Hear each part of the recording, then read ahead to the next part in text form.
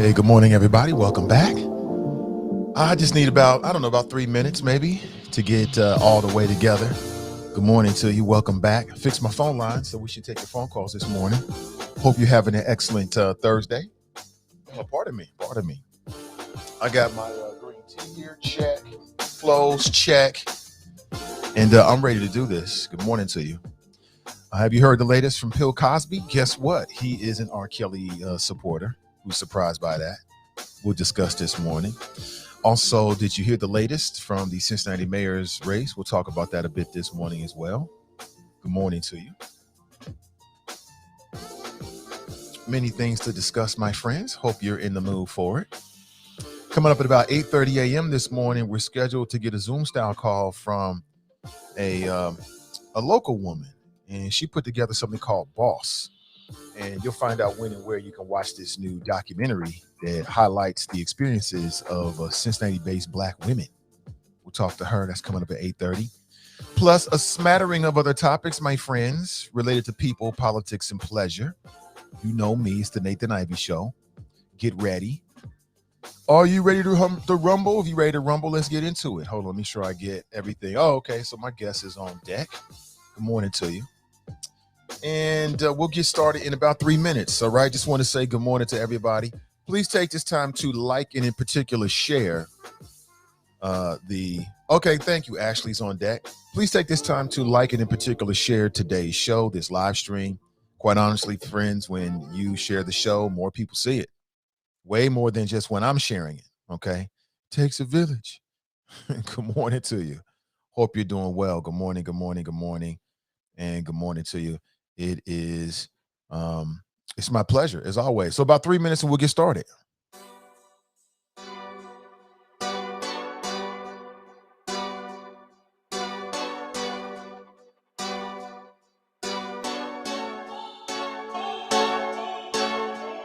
Go hard, or go home, go home, go hard, or go home, go hard, or go home, go hard, or go home. Touchdown like the end zone.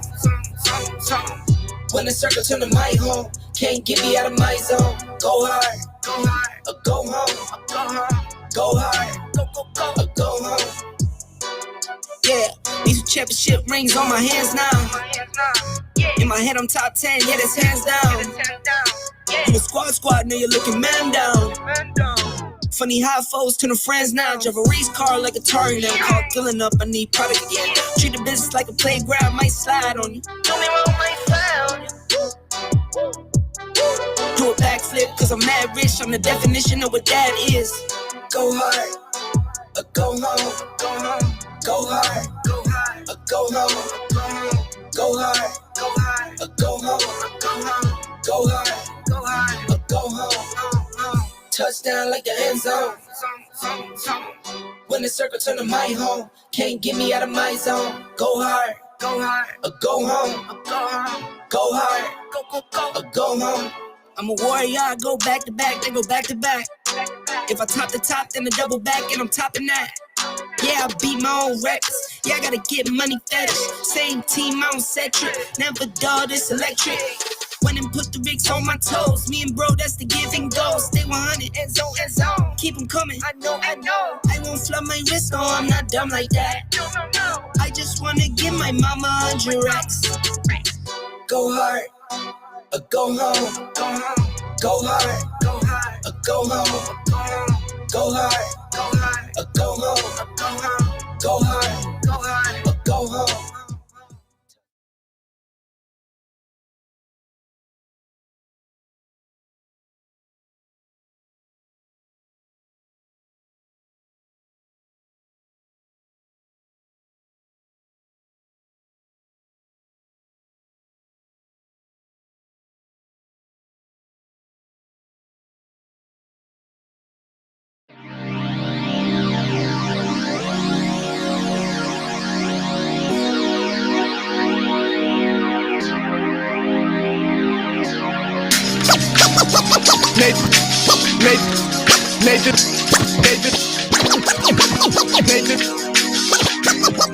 NathanIvy.com. Mr. Ivy know the show must go on. And for Cincinnati, man, I put on. Tunes made another flame beat for me to cook on. Raised arms, close this year too strong. Team AI, chop it up at the chop shop. Top notch with the king flow, the hot shot. Cop squats in, listen to the real, jumping like hopscotch. Nobody harder than, oh no, think not. Not only citywide, but nationwide. Superlative, keep it locked like them Haitian guys. Put the truth in the airwaves, we talk about it. Brand new like the templates, let's be about it. Who got the info by the AM? Jono be the rapper, got them jamming when they play him. Staying in my lane, they ain't gotta okay him. Who the host with the scoop? Yeah, they gon' say him. Ivy, so superlative like a bag of drippos. Show you where the bricks at, Cincinnati Reds at. One time where my people at. Team NI where my people at. It's the 513, yeah, you know the flow. What's the word, Nate? Let them know the show. One time where my people at. Team NI where my people at. Good morning, everybody. Welcome back. Nathan Ivy with you. Shout out to John with Tunes. You know, I just had a great idea. I'm gonna reach out to them, see if they down with it. Good morning to you. Hope you're doing well. I'm doing fantastic. You know what I'm saying? Life is great. Good morning to you. Good morning. Hey, here we go. There it is. Back at home, studio still. Just giving you some different perspectives. Good morning to you. And I hope that you're doing well, wherever you might be. Hope you're doing well.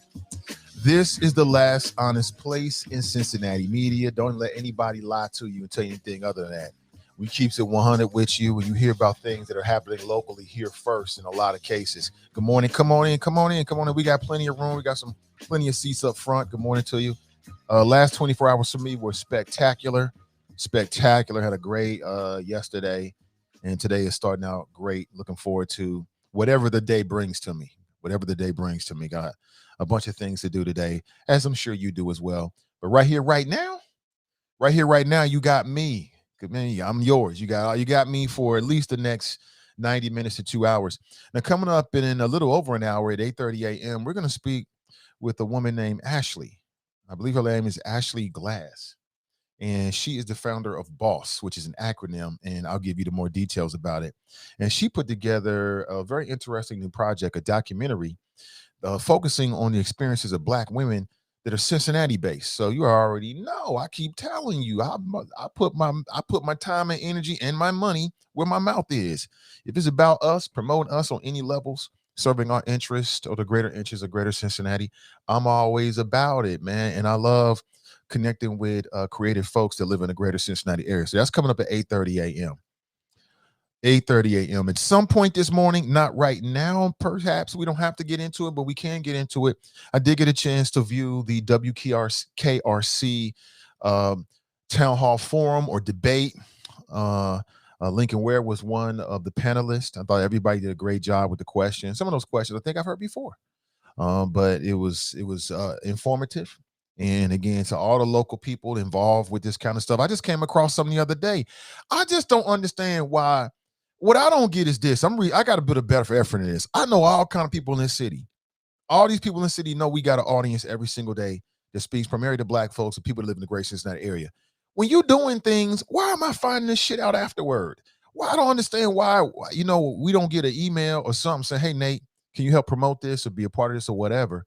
I don't get it, but I'll put a better effort into that. I just found out yesterday, man, there's some folks, Cincinnati home something. They did a forum 2 days ago. I thought it was, I got a chance to watch it online. I thought it was very informative and very interesting. I love it, man. Anything that pushes the needle forward for the Greater Cincinnati area, and in particular for Black folks that live in this area and progressive-minded people, I'm with it 100%. Good morning to you. If you want to share your thoughts, we have a number. We'll put it up there on the screen for you, 513-873-7134. That is the number that will ring this home studio. It's a free number anywhere in the world, and anywhere in the country, some parts of the world. I'll pay for the call. You don't have to worry about that. And all I ask is that you open your mind before you open your mouth. The wise words of Boutros, who might be watching this stream right now. What's up, Boutros? Good morning to you. There it is. There we are. How are you? How was your last 24 hours? What's going on? What am I missing? Huh? What's going on? What are we missing here? What's popping? What do you want to talk about? I want to talk about a few things with you this morning. Again, that's my number, 513-873-7134. If you want to transform your brainwaves into digital media talk radio waves this morning, something like that, I think that works. Good morning to you. You know what I'm saying? Now, where are my early risers at? My early risers here, y'all good? Y'all good. Great, great, great. Because the early risers rule the world. People that get up early, they extend their day, they're up longer, more active for a longer amount of every single day than their competitors or other folks out there. You're just quite frankly going to get more done.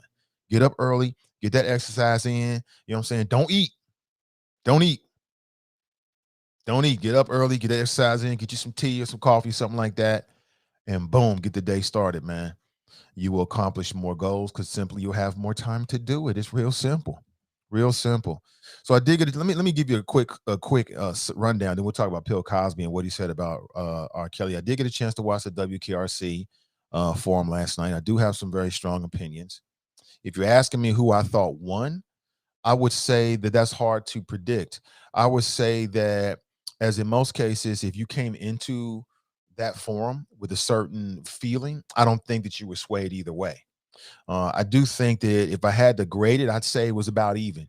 You know what I'm saying? Overall, it was about even with no bias and being objective as possible. I thought it was about even. I thought that both of the candidates scored some points. And I thought that the biggest thing is with both the candidates, there were some redundancies. You know, you hear them saying the same things over. Now, part of that is because maybe they only got one answer. And in all these forums, people keep recycling the same questions. You know, it is what it is. It takes a little more work to kind of think outside the box and things like that. I don't remember any questions about, I don't remember any questions, and maybe I missed this, but I don't remember any questions in particular about Black Cincinnati. I don't remember that. I don't remember that at all. I think they talked around it a little bit. I don't even remember any questions about racial equity, anything like that. The first question was from Chris Wetterer. Shout out to Chris Wetterer. He was the first person to write an article about, you know, our little show here when I left corporate radio and started doing my own thing. So I appreciate the love on that level. And his first question was interesting. He asked a question of Avtab Puraval, and his question essentially was, you know, would you be in favor of putting low income housing or mixed income housing in Hyde Park? Which I thought was an interesting way to come at the question. And I don't think that Avtab answered it, quite honestly. If I remember back, I don't think he answered it. David Mann answered the same question, and then they both give these long-winded answers about their plans and things like that. What was interesting last night is that one man has a plan and one man doesn't, and that became very, very clear. You know, I thought it was interesting that a lot of the night was spent talking about Avtab's plan. So on that level, Avtab won. Because, you know, if you're being objective about it, somebody with a plan is all, no matter what you might say about the plan, but you have a plan that people can go to your website that you can talk about and tout, and your opponent don't have a plan, and all he's talking about is how your plan won't work. I think you're winning on those bases. There's been a lot of time talking about Avtab's plan, and I didn't hear anything about from David Mann's plan. And I don't think you can expect a plan at this point. You know what I'm saying? His plan is, and again, I'm not using the words of Avtab Puraval. This is how I look at it, but his plan is everything's okay. Status quo is working. Let's keep doing what we've been doing. And people will have to make a decision as to whether that's good enough. You have to make your own decision. But I would think it was about even, kind of, generally speaking, I said it was about even, but they spent a lot more time talking about Avtab's plan than they did David Mann's plan. And to me, on some levels, that's a win for Avtab. That's just how I perceive it. I could be wrong. What do I know? I'm just a dude with a microphone in a house studio. You tell me what you think.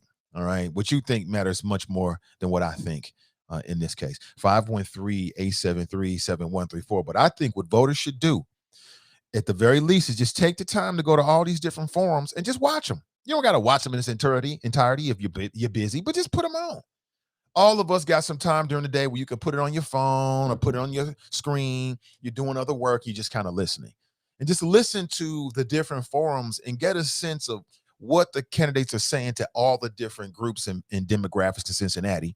And then use that, put it all together, and use that to make the best decision for you and your family and your neighborhood. That's all you can ever ask for. That's it. Am I wrong in that? Did they talk about Black folks at all last night? I don't know. Somebody writes, I just come for the black ice. I'm not, who is that? Nawusi Simba. Okay. Let me see. Didi writes, Avtat also stated he has town halls and plans to have more. Man kind of came up with an excuse about his wife. Yeah, I did see that. I didn't know that about Mr. Man's wife. I don't know the woman, never met her, but of course, I got people I love. And when you got people you love, then you can sympathize with anybody that's got a family member that is sick. So I wish her nothing but peace and blessings and power. I hope she recovers. I think he said blood cancer. Very serious. Very, very serious. So I don't know if I would say that's an excuse, DD, more of an explanation. Like if your wife is sick, I don't know. It depends. If my wife is sick, I'm subject to stop everything and anything to totally put all my eggs in my time and energy in her. That's what my reflex would be. But hell, if I'm running for mayor, my wife, he's like, look, you got to finish this job. Don't worry about me. Whatever happens, happens. And she tells me to keep going. I might just keep going and try to make it work. So I'm not gonna, I didn't hold that against him per se. You can make the argument that you've had plenty of time, a long, long runway, and you could have got some town halls in. But I'm not going. I'm not going. I'm not going to necessarily hold that against Mr. Man. What I would like to hear from David Mann is, what is your plan, David Mann? What is your plan? Okay, and it seems he told us his plan is he feels like in a lot of areas the city is in the right track. Let's keep doing what we already doing. And I don't know. For me, I just thought it was very interesting. I thought it was also very interesting that David Mann was using some of the same language that I've heard from Republicans, some of the same arguments that Republicans have used against Avtab Pureval, and now he's using them against Avtab Pureval. You might remember going back to the last election cycle, before that, Avtab was running for the position he has right now. And there was a white male who was a Republican candidate, Jason, something like this. I can't remember his name, but I remember I was moderating debate, and dude thought he was running it. And of course, that's not going to happen. And he kept talking about how essentially he thought that Avtab Pureval was just an opportunist. Like he was just jumping from one job to another. And I keep hearing that. And I've thought about it. And, I'm less concerned about the ambitions. Like if you become mayor and then you want to become a congressperson, okay, great. I think if someone becomes mayor, unless it's like a 100% shot, they're probably inclined to stay in the mayor's office and do the whole term and then go on to other offices. But I don't really necessarily give a damn about that. What I care about is, what is you doing while you're there? Because we have some politicians that they never aspire for another office. They stay for the entire term and they don't do a damn thing. They don't do nothing. You give me somebody that, let's say they got a 4-year term, they hit the ground running for 2 years and they delivering for the people, and then they decide, you know what? I think I can do something else. And they decide to move on, and they move on. I don't care about that. What I care about is, what are you doing while you're there? You know what I'm saying? Are you delivering while you're in this particular office? So that's what I care about. 513-873-7134. Now, Woosie writes, cut the BS, Nate. You know it's Black Lion in the house. Okay, great. You said Taikar and Bisa Newusi Simba. It all says Black Lion, brother. Good to see you, man. I'm glad you made it back in here. And no, I did not know, but you always welcome, man. I told people, man, you always welcome. Now, when you start on that dumb ish, I'm gonna have to sit you down again, and I ain't gonna think. I already told you what happened, bro. If I block somebody, I don't remember that. I keep on going, and I'm not gonna spend any time on my day trying to remember all of this kind of stuff. So don't make it hard for me, bro. Or should I say, don't make it hard for yourself, because it ain't hard for me. But you're always welcome, bro. I know a lot of people have said they want to hear your flows. Welcome back. Brandy writes, greetings. Angela writes, good morning, Nate and the Choppers. Dominique writes, what's up, Nate? What up with you, man? What up? David writes, good morning, Nate and the Choppers. Good morning to you. Good morning to you. Charles writes, grand risings, Nate and the Choppers. If I were the cause, I would have an opinion about R. Kelly's. I just fade into obscurity. Yeah, Bill Cosby feels that R. Kelly got railroaded at his sex trafficking trial. He believes that the singer was, quote unquote, screwed, and that he wasn't going to catch a break during the month-long trial. Now, this call came from a man that's a spokesman for Bill Cosby. And he was asked about Bill Cosby's thoughts by the media. And that's what he said. Quote, the deck was stacked against Robert. His constitutional rights were grossly abused.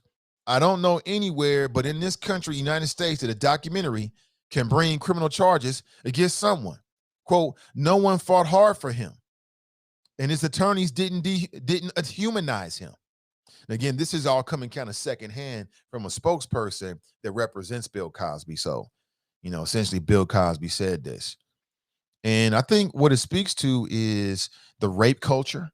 And what it speaks to is, see, this is the reason why women don't come forward. This is the reason why victims don't come forward, because we have a pro-victimizer culture. And it makes sense because this country was formed by victimizers. What this country was formed by the very same actions that R. Kelley went to jail for. The men, and in some cases women, that formed these United States did the same thing R. Kelley did to the indigenous people and their slaves. And so that mentality is still paramount. It still carries over, especially when you're talking about Black girls and women. Black girls and women, Black people in general are not believed. You know what I'm saying? Like, it took George Floyd for a lot of people to believe what Black folks have been saying for years and years and years and years. We already told you what was happening, but they didn't believe us. So it took, the advent of technology and things like this, where there's a smartphone and a camera everywhere, for other folks to realize, hey, maybe we've got a problem here. So Black people in general are not believed by the larger culture. And in particular, Black women are not believed, because just like Black men have been over-sexualized, going way back to wherever, somebody say Birth of a Nation, when they first put these racist things, down on recorded film. But it's the same thing with Black women. You know what I'm saying? You can't rape a Black woman because she always wants it. She always wants it. Maybe that's the reason why, there's so many unsolved murders of Black women. I don't know. You tell me. So I get it. And so, Bill Cosby, and that's what his name is on this show, Bill Cosby, oppressors cape for oppressors, rapist cape for rapist. And again, there's a lot of misinformation out there. Bill Cosby got on a technicality. Doesn't mean he didn't commit the actions or the offenses. He got on a technicality. Prosecution said, you know what, we're not going to prosecute you if you testify openly and you're honest during a civil trial. That prosecutor retires and moves on. New prosecutor comes in, looks at the case and said, hey, oh no, we ain't letting you go, buddy. We got you now, buddy. So it was grounds for appeals. He got out. Wasn't because he was a good guy. Like I said, if you're not putting date rape drugs in people's drinks, you don't have to worry about that, generally speaking. But you know what? There's a lot of stat, man. It came to my attention that the government prosecuted R. Kelley using the Mann Act. The Mann Act, which is this federal law that says that if you transport women across interstate highways for the purposes of prostitution or debauchery or some other immoral practices, then you can be charged by a law. Well, that law was put in place way, way, way back in the day for Jack Johnson. They tried to come at Jack Johnson, first Black heavyweight. Because Jack Johnson, he had a lot of things that he liked. One of them was white women. So the government tried to come after him with the Mann Act. It didn't succeed back in the day. I believe it's because he couldn't get the women to testify. The government couldn't get the women to testify against him. They were loyal to Jack Johnson. Now, fast forward many years later, they used the same thing to get after R. Kelley. So again, I said, Black folks got a legitimate and justified reason to be suspicious of the legal system. But it don't mean this creep should get off. So that's how I look at it, man. Birds of a feather. This is the whole sum total. This is the reason why victims don't come forward. All of this. And sadly, there are Black people that feel very down and low on other Black people. There's Black men that'll accuse Black women. Like, what was you there for? I remember having this conversation about Bill Cosby, and grown-ass men was calling in like, well, what you go to a married man's house for? Matter of fact, I think it was Fame. Fame said, well, if you go to a married man's bedroom, you get what you get. You don't have a fit. And I'm like, wait a minute. That means you can rape somebody? Yeah.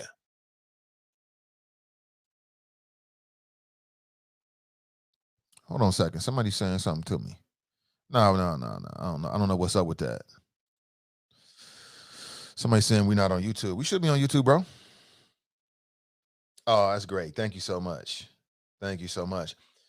So, I had a caller who called in and said the dumbest thing in the world, that because a woman goes to the bedroom of a married man and we know what's up, then she loses the ability to say no. What kind of creep is that? What kind of creep? So this is the reason why victims don't come forward. Before I forget it, man, I want to remind you there's something big happening today. You need to know this. You need to know all about this. Hold on one second here. I want to make sure I pull up this email because somebody might need this. Somebody might need this. Yeah, there's something big happening today. And it's all coming together very, very quickly. So Hamilton County Commissioner Alicia Reese and the Urban League of the Greater Southwestern Ohio will host a small business relief day. One stop. It's today from 11 a.m. to 4 p.m.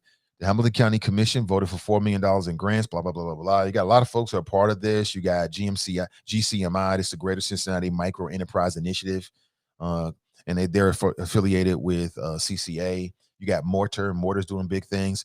I was just on their Instagram page, and Mortar, I'm not sure if they're a finalist, but they're close to being a finalist from doing a partnership with the Michael Jordan Foundation. So shout out to the guys over at Mortar. They're doing great work here coming out of Cincinnati. You got the Ohio Small Business Development Centers. You got the Cincinnati Minority Business Accelerator. You got the Hamilton County Chamber of Commerce, the Hamilton County Development Company. And as I told you, Hamilton County Commission Vice President Alicia Reese and the Urban League Greater Southwestern Ohio CEO Eddie Cohen. They're all coming together to put this together. It's going to be at the Urban League today at 11 a.m. Special press conference and event opening. And that's going to be today. So you'll get more information if you need small business relief in Hamilton County. And I just want to put that on your radar screen. All right. So check that out. My people, for my entrepreneurs out there, you know what I'm saying? For my enterprise and thinking folks, get the money. Get the relief you need. Good morning to you. Sarai writes, Grand Risings family. Good morning to you. Joe writes, Grand Risings, Nate and the Choppers. Good morning to you. LaMonica is in the house.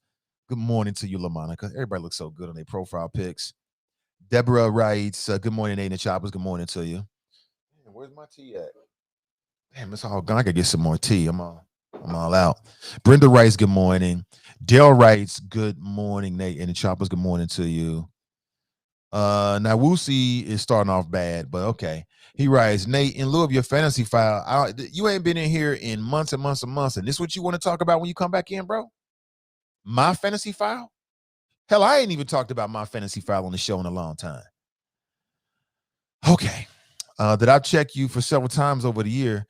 You check me for having a set of fantasy file. Negro, if you don't stop, you're one of the same like as Bill Cosby and rape Kelley. Your abuse of women is just mental versus physically.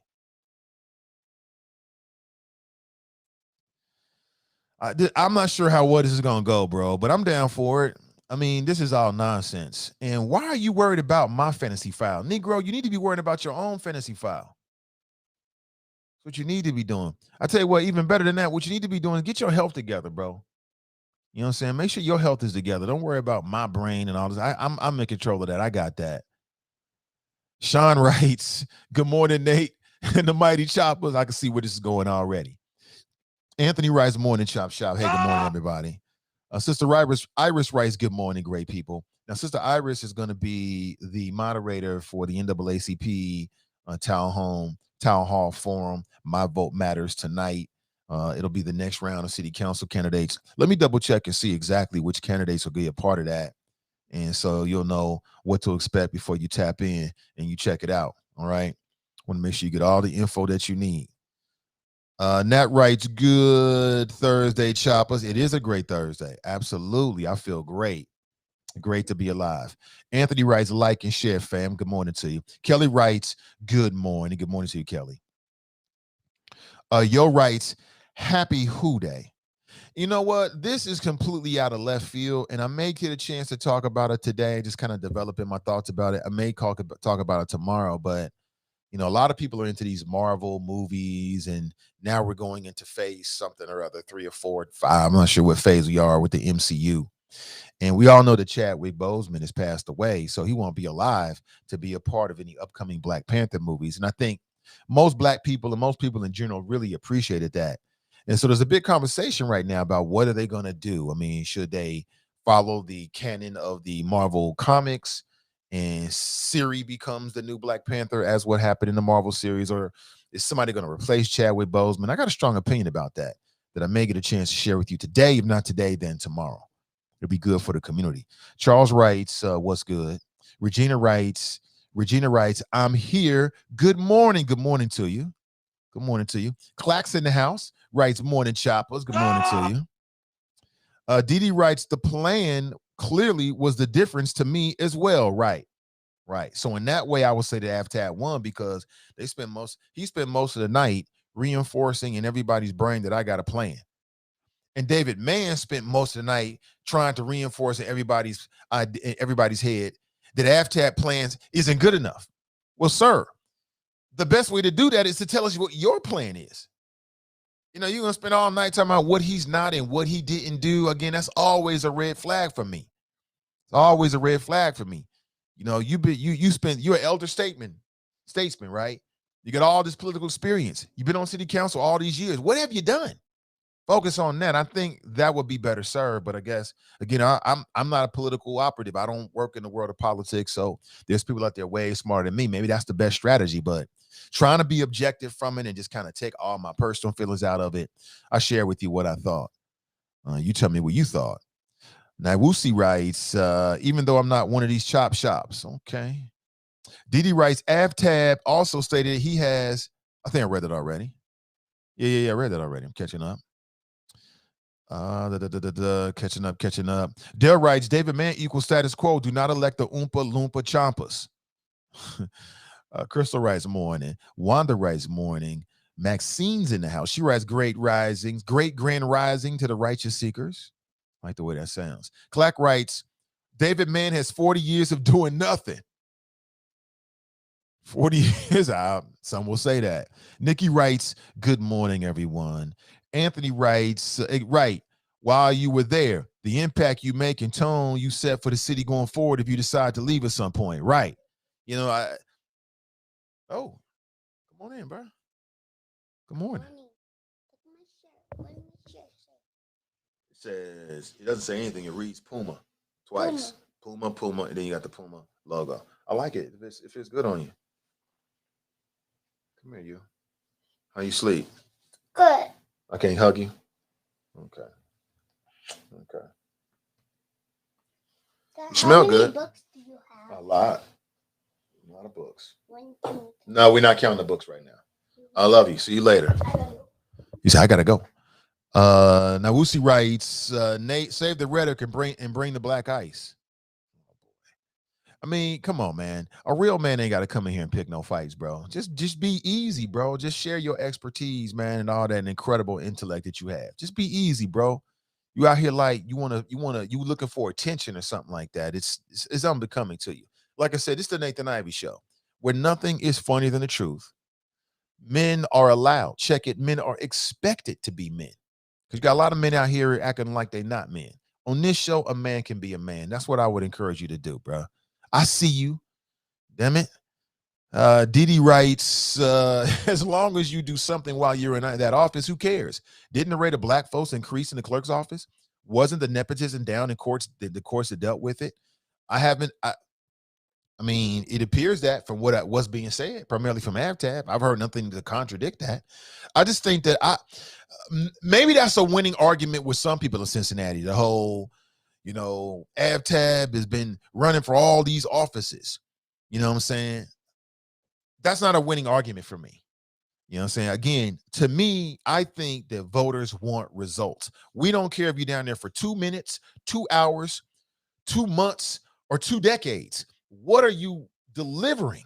The results are what matters, not the time frame that you make it in. Like, you show me somebody that jumps from office to office, but at every office they're innovating, bringing something to the game at every level. Great. We need more of that. And so I just feel like that's a losing argument. But again, I don't work for David Mann. I don't know what the West Side, I don't know what other folks think. I know what I think. I know what I hear. And I don't hear anybody in my circle that gives a damn about that. People want results. Results. Deliver. Equity policy tangibles. Deliver. That's what we care about. All the other stuff. Like I said, the guy that ran against AvTab, what was it, 2-3 years ago, whenever they had the last election for the clerk's office. He had the same argument. You know, I'm in the forum. He's going on and on about, oh, well, he's gonna run for this, he's gonna run for that. I'm like, I don't care a damn about that. Who cares? That's just my thoughts. Let's go to the phones. Good morning and welcome. Good morning, dear brother. How are you? I'm doing great. Good, good, good. I missed yesterday, or I think you ended the show early because I really wanted to comment on the debate that you had moderated the night before, which, just let me say, you have risen the bar for moderators. So, I got to bring my A game tonight. I just want to thank you for that, dear brother. And we should always be about a high standard and clear about the connection to the questions and where we're driving this conversation. So I appreciate all the forums that you have done thus far. They have been informative, engaging, and truth telling. And so if I could start there, I really would just like to say Jalen Alford brought his A game, and I was surprisingly surprised at the youngest member running for city council coming to a debate clear with issues, understanding of issues, coming with a plan of solutions and how he was going to get there, how it was going to get funded. He just brought it. And I just have to say to Jalen Alford, thank you for coming to the table. I think he clearly set the tone for that particular debate. And I think he put some folk on notice. If you're going to get in these races, I think one of the things that we don't often think about is getting prepared for the run. And I know that Jalen has had a lot of opportunity to be around people in that space, being around the NAACP and just learning, and it clearly showed that night. So I just wanted to say that about that forum that you moderated around city council candidates running for office. I just wanted to say that about Jalen. He just stood totally out and just surprised me. So thank you, Jalen Alford, for that. You brought your A game, and you definitely are to be looked at, heard, analyzed, and talk with, because I think he comes with a strategic thought of how to resolve some of these issues for the Black community with a very youthful voice. So that was pretty good. Last night's debate and the previous one on the mayoral candidates, we did one, meaning the Cincinnati Black United Front and the leaders of the free world during the primary on the mayoral candidates. And it was around public safety and the collaborative agreement. And it often baffles me where people have been around the collaborative policing, accountability, tools, all the things that we have done in this city to ensure fairness, accountability, and transparency in our police department, of which Black people pay for. And what I find surprisingly sad, when I listened to the current councilman, David Mann, now, when he spoke about CCA getting that funding, CCA got that funding because the community pushed, and that was a topic on your show, Mr. Ivy.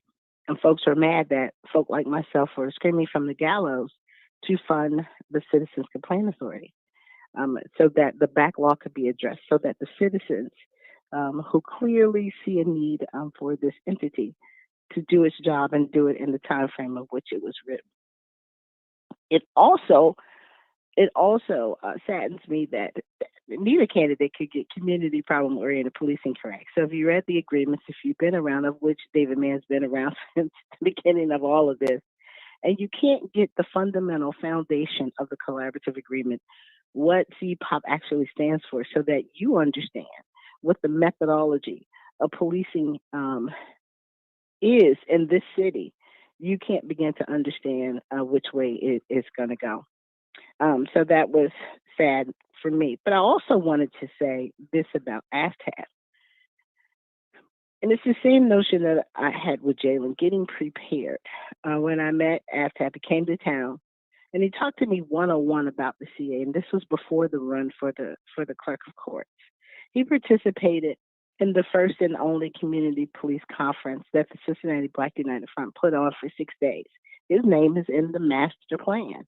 And that is where all of the recommendations lie from our assessment from our previous monitor and his team, from Saul Green and his team, that the citizens paid $350,000 to get an assessment in 2017 to 2018. He participated in that from top to finish. Community forums, hashing it out with communities, what healthy, safe, accountable policing looks like. This is the work. And when people talk about, what do you want me to do, or what are you all doing? This is the work. Getting down in the nitty gritty with the community and hashing it out and coming out with a plan that the community could put forth. And that's what he did. He also made sure that any community forum that we were having around the CA, that he was there. And not just to hear us, but to hear what the community had to say and to participate, to learn the processes and to learn, what's happening now and where could we potentially go. And so I'm gauging people with the same lens that you are about, what you do. Unfortunately, Mr. Mann has been on council for a while and hasn't really picked up and done anything. He talks about the MAG and how the Managers Advisory Group should be supported by the mayor. That's not happening. This is why we're in the conundrum that we're in right now. The recommendations, all 55 of them, plus the 169 that the leaders of the free world collected last summer that we put inside of the categories that came out of the recommendations, are still sitting on the shelf. And this is under Mr. Mann's watch.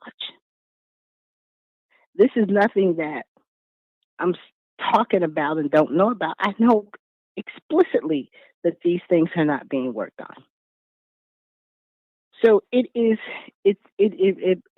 painfully sad that when you hear these things, and that's just small things, and that, policing in the city of Cincinnati for Black folks is not number one. Thank goodness.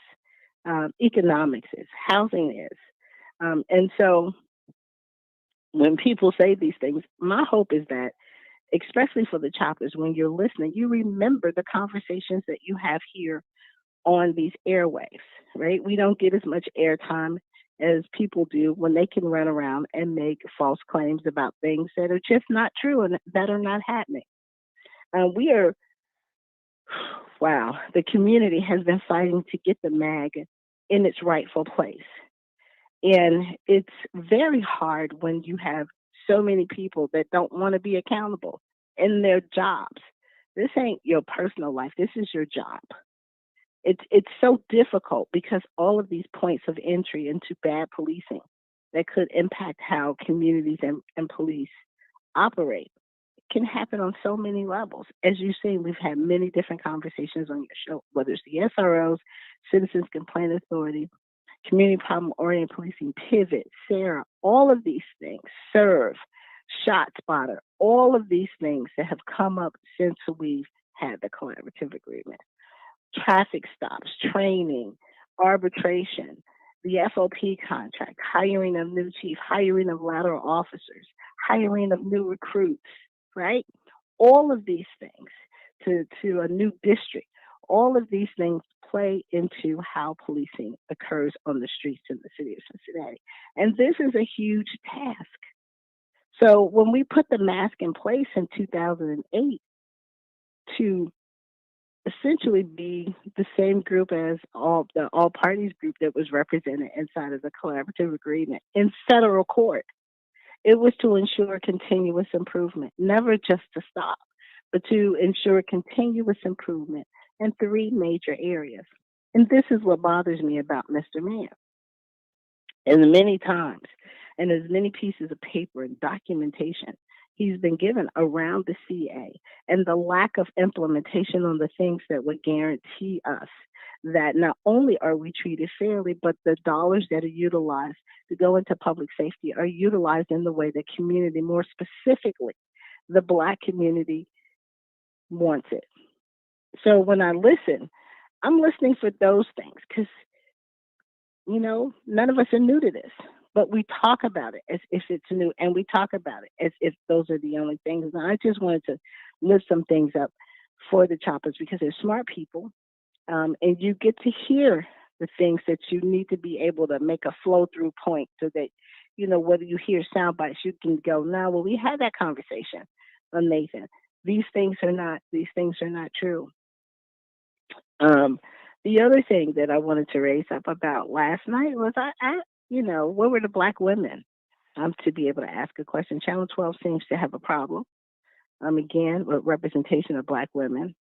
Um, and in that space, we have issues, we have concerns, we have thoughts, and we have solutions, and we work hard. So where are black women that should have been represented in the media last night? And I just didn't see that. Outside of that, I think the approach of not having a plan and sounding more like a Republican, David Mann does to me by going on the attack about, the jobs that the clerk of courts turned over. That happens in any government.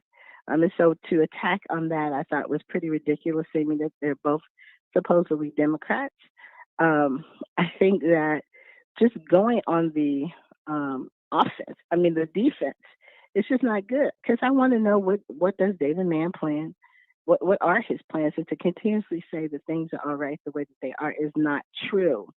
And also, the last thing that I want to lift up is when people do talk about the collaborative agreement, let's remember where it came from. It was a federal lawsuit of racial profiling coming out of the deaths of 14 black men in the span of 5 years that were unjustified. So let's not forget where it came from. It wasn't that the police and or the city said, well, we're going to change the way policing is being done in the city for and more specifically towards the black community. That wasn't the deal. We took you to federal court, not municipal. We didn't go to city hall. We went to federal court to get the federal oversight so that we could dig into policies, procedures, guidelines, training, discipline, all these things that impact how one does their job and to hold them responsible. So I just wanted to lift those things out. It was clear for me. I don't know about winners or losers. I'm looking at how my community benefits, and until we all win, we all lose. Until we all lose, and we need to fight to win. So I just wanted to lift that up, and I also want to invite the choppers tonight. I know that you will. I invite them to keep it going, continue to get educated, so that your vote would be of value to you and to us as a community and how we move forward. And that's the last thing I'll say on that. But it's clear to me on where the candidates stand. There was a lady in the chat last night that said vote Republican. And I asked her, was there a Republican running for mayor? Because if it was, let me know. And who is it? And she said no. But the continued rhetoric of, ASTAB is trying to push the defund the police movement and socialist ideas. Sometimes I just wish Democrats would go and fight fire with fire, because Republicans just like saying shit that ain't even true. They just say it anyway, and it grows a life, And so, yeah, it's just it's unfortunate that people try to blur the waters and try to make you believe something that you didn't hear. So I'm appreciative of all the forums. I'm a fan of trying to figure out where my vote is going to go. So again, you didn't raise the bar for the moderators. Hopefully, we will do as well as you have done these past 2 times. So I just wanted to thank you, and thank you for giving me an opportunity to weigh in on what I thought. Clearly, Jalen Alford did very well the other night. I just got to keep saying it. The young man was extremely impressive. Absolutely. All right. Thank you for the call. All right. Yeah, thank you, dear brother. Appreciate Sister it. Iris. Well. And we already know the work she does. We leveling up. Appreciate it. It was a little longer than usual, but again, we got a lot of stuff going on. So again, this show is never going to be just about politics, but this is political season. So bear with me between now and the election, and then we'll come up with some different topics. But for now, we want to talk about this. I saw Ashley pop in. She's my guest coming up here very, very shortly. I didn't do anything, Ashley. Just call me back. We'll put you straight on. I appreciate her. There she is. Okay, looking forward to this. Like I said, come on now. You already know. I'm all about promoting what happens in our community, in particular, the greater Cincinnati area in general. And there's so many great, talented, smart, intelligent people, Black people that live in the greater Cincinnati area. And I just want to give them a platform so they can be heard on some levels so we know what's going on. And as I've been telling you, we have Ashley Glass. She's backstage. Ashley, can you hear me? Oh, she can hear me. Let me bring her back on. Let me bring her on with no further ado. Hey, good morning, Ashley. How are you? Good morning. How are you? Can you hear me okay? Yeah, we hear you great. Okay, We hear you great. awesome. Great. How are you this morning? I'm doing pretty good. Thank Okay. you for having me on. Oh, absolutely. Absolutely. Welcome to the show. So first, just tell us a little about yourself and then tell us about Boss and what you're doing right now. Sure. So I'm Ashley Glass. I am the owner of Black Women Cultivating Change. My organization is really was established to eliminate the stigmas of mental health in Black women specifically. So I provide educational workshops, community events, and then platforms to educate and spread awareness on mental health in the Black community. So with B.O.S.S, earlier this year, I directed a documentary. I reached out to 16 women in leadership positions throughout Cincinnati. All of these women have impacted my life and have uplifted me on my road to success too. So it was just, I wanted to bring these women together and have them share their story to ultimately impact other women and anyone else who watches it. So the documentary focuses on imposter syndrome. So what imposter syndrome is we'll have the degrees, we'll have the experience, we'll have everything it takes to get to that next level, but we still have to deal with an internal battle within. So like self-doubting behavior, just self-sabotaging, that sort of thing, self-negative talk. And so I wanted these women to share their story on how they overcame all of that self-doubting behavior and still were able to achieve success in their careers. Sorry about that, Ashley. I've heard about it before. I've heard people in my circle talk about it. I don't think I've ever experienced it. So, okay. Is that something that's particular to women, Black women, men? So it's not particular. It's not particular to Black women, although I feel like we, in addition to imposter syndrome, we have other barriers that we have to face. So it makes it like 10 times worse for us. But anyone can experience it, men, women.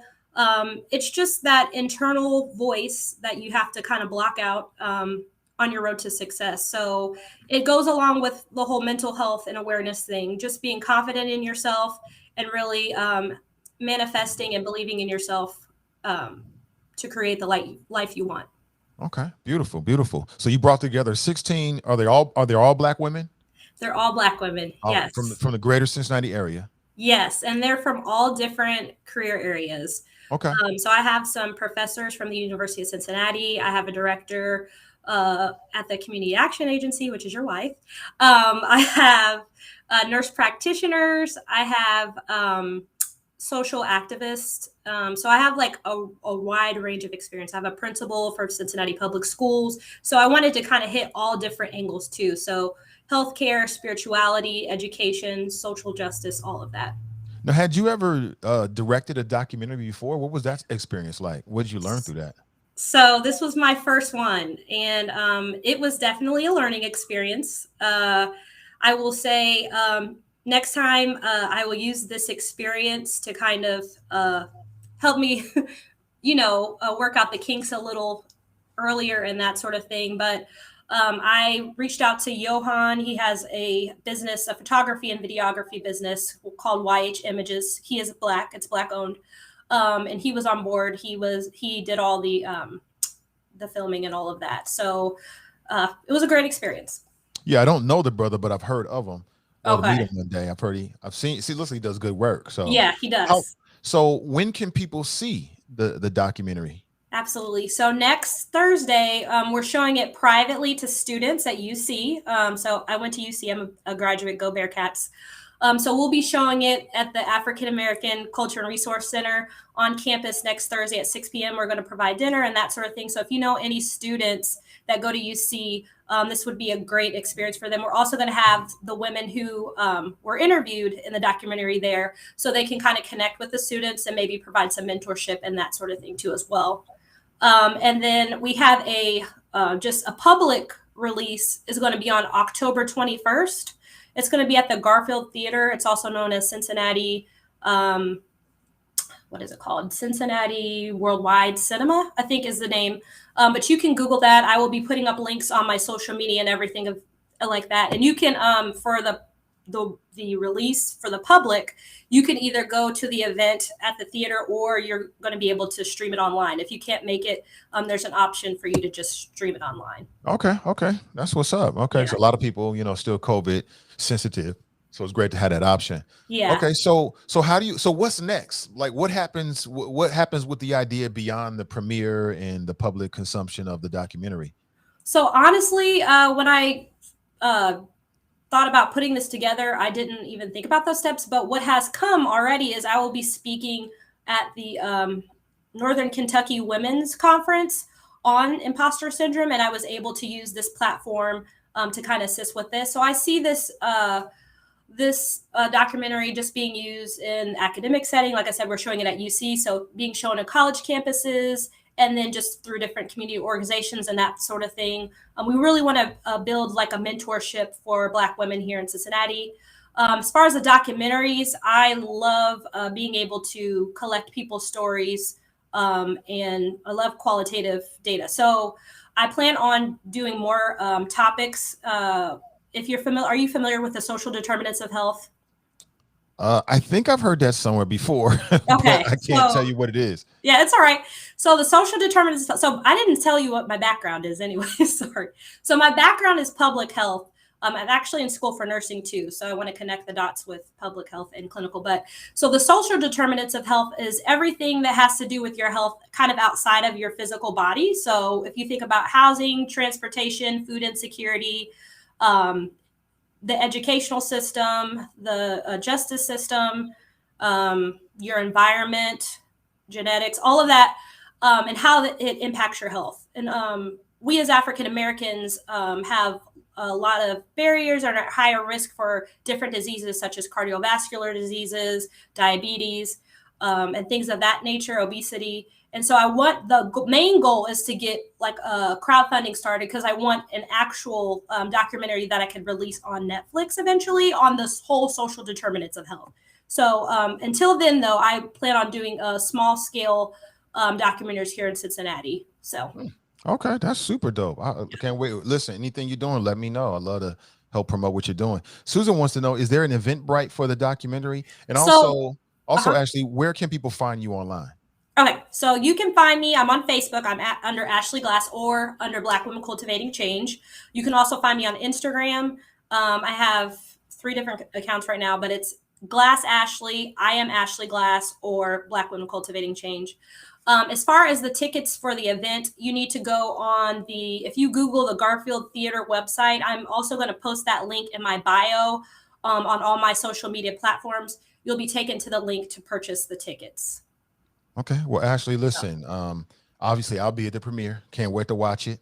Thank you. Looking forward to it. And thank you for your time this morning. And I wish you nothing but success in what you're doing. All right. Thank you so much. I appreciate it. I appreciate what you're doing for the community too as well. All right. Thank you so much. That's Ashley Glass, everybody, founder of Black Women Cultivating Change, and also the founder of B.O.S.S as well. And as she said, you go to the Garfield Theater website and you can, figure out how to get tickets there. So, Sister seems like she's trying to do some big things for the community. Imposter syndrome, real quick. Is that something you can relate with? Again, no shame in the game, because we all vulnerable people here. I'm vulnerable here as well. I try to keep it real with you about what's going on with me and my experiences, so it can be a resource for our community, because we have a lot of shared experiences. And so no way do I just pointing fingers or shaming anybody, but I've heard about it before, people in my own circle, and I just don't have a brain for it. I don't think I've ever felt as if I have imposter syndrome, or as if, people are going to find out I'm not this or that, or something like that. But I guess I can understand it. I don't know if that's something that's particular to men or women. As I told you, I think very highly. Nate thinks very highly of Nate, and maybe it's the Virgo in me or just the genetics or whatever. But my attitude about life is, if you're doing it, you are it. You are what you do. So with positions and things like that, I know sometimes there are people that like get into a position and then they feel like people are going to find out that I'm here on some BS. I don't believe that. I don't believe that. If you there, you there. You know what I'm saying? See, I already know how the game is. Everybody got to learn on the job. Everybody's nervous. Everybody's afraid. Everybody's nervous about their capabilities and what they bring to the table, men and women. Don't matter who it is. Sometimes we look at these people in these positions and we assume that they're just so smart. Oh, they just got it all figured out. Oh, they just seem so confident. They nervous as hell. They just, I won't say fake it till you make it, but you smile until you put that forward until you know it's real. You know what I'm saying? You do what you got to do. And I always talk about my first days in commercial radio. Like, who the hell am I to have a commercial radio show? Those thoughts went to my head. Then I quickly realized I'm here. So I'm going to do it until they don't want me to do it no more. You know what I'm saying? That's what you do. You learn every single day. But again, I give a space for people that may understand that. They may understand that. I don't have a personal connection with that. Tabitha writes, I think I have imposter syndrome. Please connect me with Ashley. Oh, for sure. You can find her on Facebook, Ashley Glass. She's on Facebook. Yeah, and again, I appreciate you being vulnerable like that. FG writes, I'm so proud to be a part of such an impactful project. Thank you, Ashley. You're doing amazing work. She says she's going to do more of that. And look at how her mind working. She says she want to put something on Netflix. I love that. It's that Black excellence. Shoot for the stars. Shoot for the stars. Why can't you put something on Netflix? All these other people on Netflix. Why can't you? Ain't nothing stopping you. All you got to do is figure out the specifics in terms of film and audio quality, because Netflix does have those. There's a certain type of camera you got to use and all this kind of stuff. There's people out here that got that. Come up with a big idea. You want to become a documentarian? Become a documentarian. Just do this shit every single day. That's all it takes. Do it every single day, one step at a time. Do it every single day until you figure out how to do it every single day. That's it. That's what everybody else doing. Ain't nobody out here magic. Everybody doing the same thing. They doing what they got to do every single day, minute by minute, hour by hour, until you figure it out. Everybody's doing that. And see, I've always understood that. I always understood that. Good morning to you. So if you look at somebody that's where you want to be, they started where you are. They started where you are. They started the same way. You know what I'm saying? They started the same way. They was nervous, but they did it anyway. They was afraid, but they did it anyway. They had doubts, but they did it anyway. That's how anybody does anything. You know what I'm saying? That's how anybody does anything. I always tell this story about Iron Mike Tyson. He tells this story on his podcast, Hot Boxing with Mike Tyson, all the time. He's like, people think I was some big tough guy. He's like, I was scared as hell in the ring. This is Iron Mike Tyson. I understand that. I understand completely. You know what I'm saying? Everybody feel them butterflies of being afraid and unsureness. The people that grab their dreams are the people that feel that shit and do it anyway. Do it anyway. You know what I'm saying? Hands be shaking. Do it anyway. Good morning to you. So that was great. Thank you for your time this morning. Sean writes, outstanding work, Ashley. Yeah, I just want to hip you the game, man. I want to hip you to what's going on here in the city, because Cincinnati has so much good stuff inside the Black community. There's so many good people. There's so much good stuff that's happening on so many different levels, and we tend to get caught up with the negativity or the problems. I won't call it negativity. We tend to get caught up with the problems, but I think we need to balance it out here. And I want to make sure we balance it out here on the show. Crystal Wainwright writes, Crystal Wainwright, Willwright, not Wainwright, Crystal Willwright writes, good morning, Choppers, blessings. Good morning to you. It's a little bit of a tongue tie there. Good morning, good morning. Let me back up here. Somebody writes, cheat sis. I'm going back to Sister Ira's on. Yeah, that was great. Yeah. You know, I'm always interested in what community activists think about these forums, you know, because they got a different lens. You know, I don't have the same lens as Iris Rowley. I don't have the same experience as her. Nowhere near it. You know, she's looking at things. I'm looking at things like this. She's looking at things like this. A whole different, unique perspective. So hearing that, I think can only help us. It's not to say you got to agree with her or do what she say or vote the way she vote. That's not the point. The point is you're just hearing another qualified opinion on a local issue where most of us are local folks. You could just take it and be like, maybe I agree here, maybe I don't. Right? Because ultimately, these elections is all about you.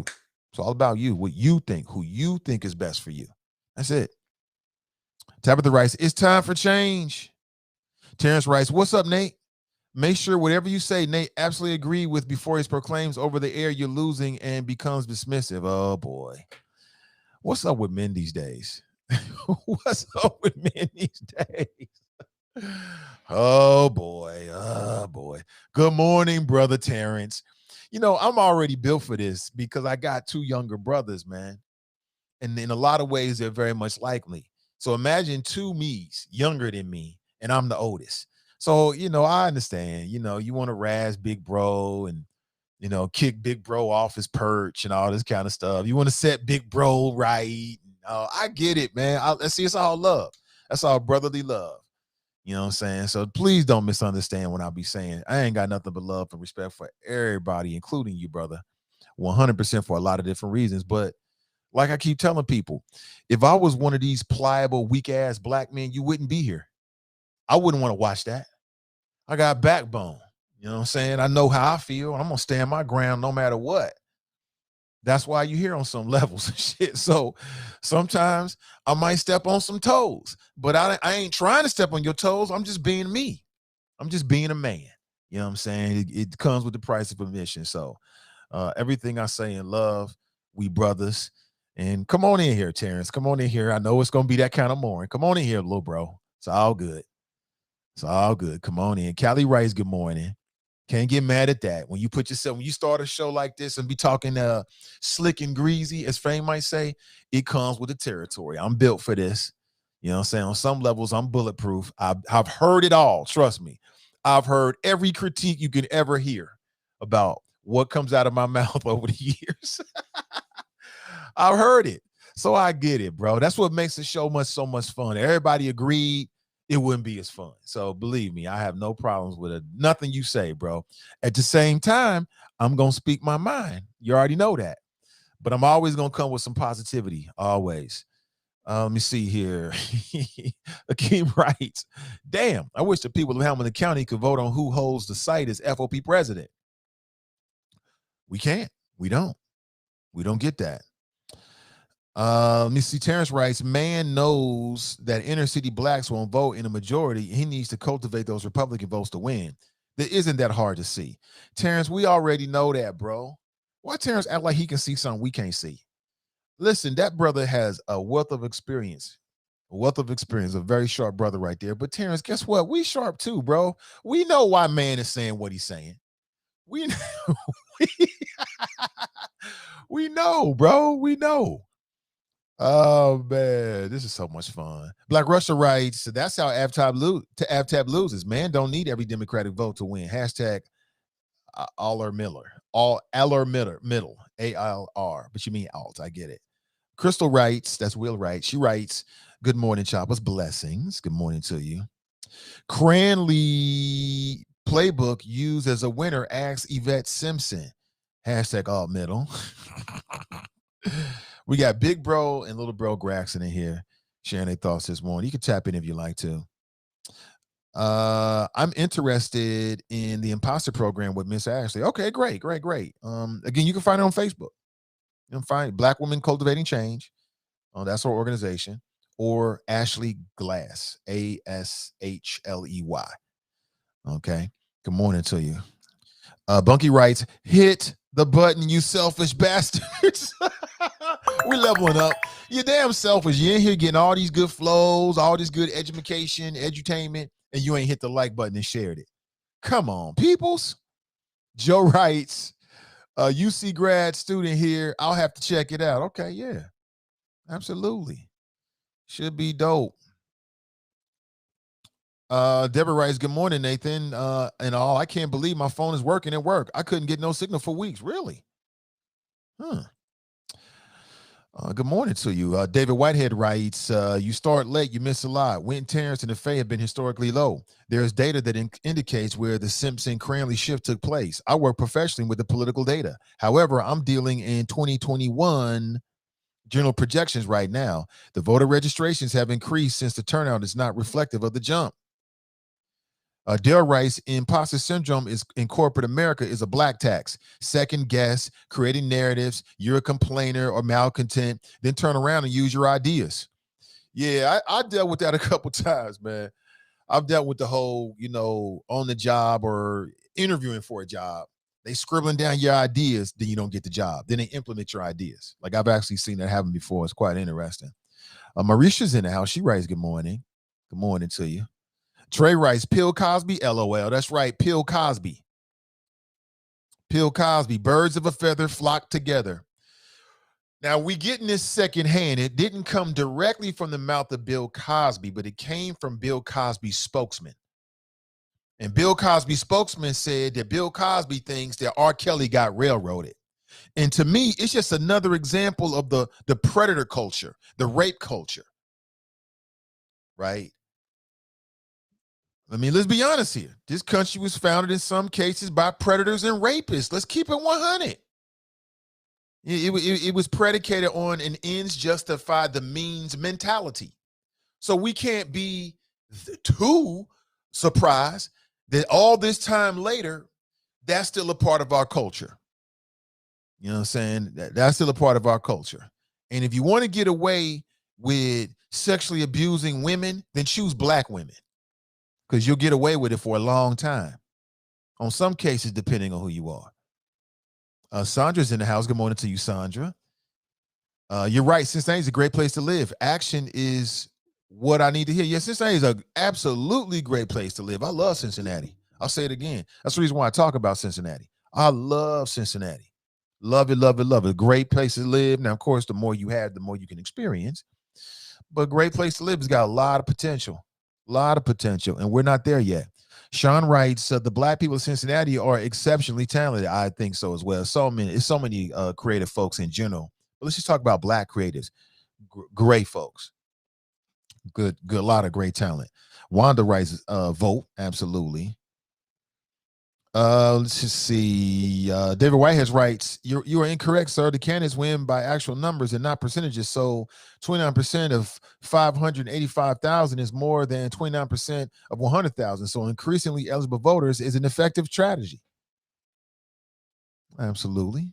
With you on that. Jack writes, seems that what the most mouthy on black radio thinks they know more than everybody. Not sure what that means. I won't even jump into it. Sean writes, the Gregson brothers are smart men. Much respect. Yes, they are. Victor Sweets writes, Bunky, aka Drop Mini Me. Is that right? Drop Mini Me? Kush writes, good morning, Nate and the Choppers. Good morning to you. Now listen, you can check out the show on multiple levels. You can find me on YouTube, Nathan Ivy EY. Of course, we're on Facebook. If you're into just audio, you can find the Nathan Ivy Show on Spreaker. I'm on all the audio platforms, but if you want to listen live, I'm on Spotify. Hell, I'm on Alexa. You can say, Alexa, play the Nathan Ivy Show podcast, or Google, play the Nathan Ivy Show podcast, and you can check us out there as well. So I'm on all platforms, both video and audio. Just do a search and go ahead and subscribe to the show.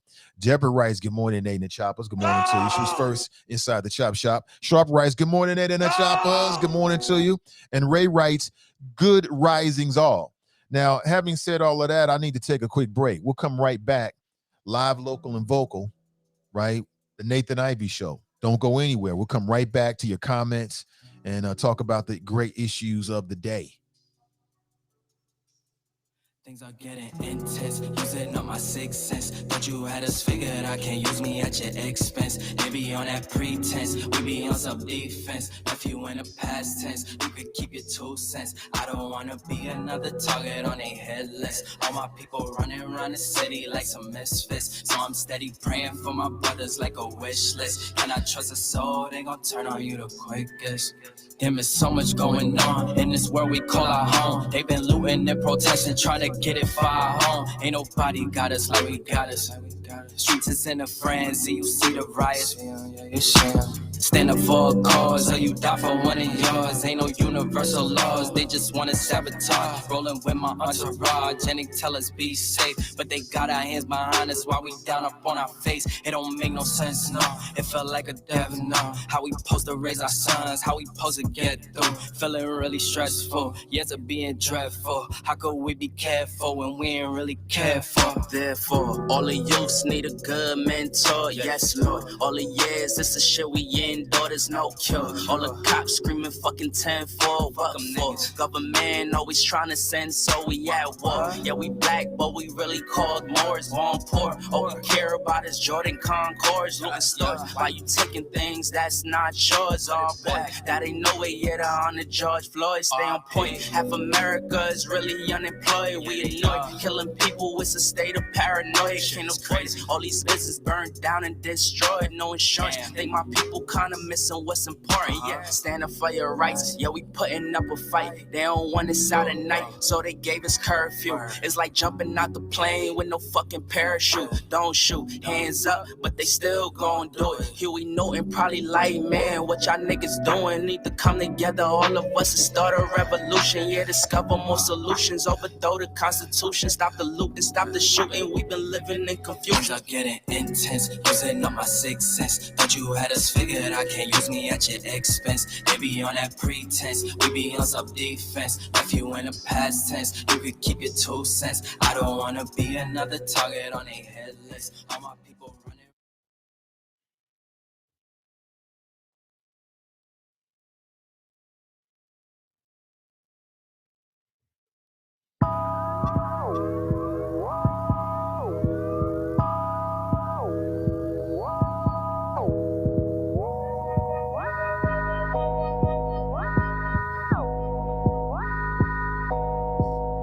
All right, watch this. Good morning, everybody. Welcome back.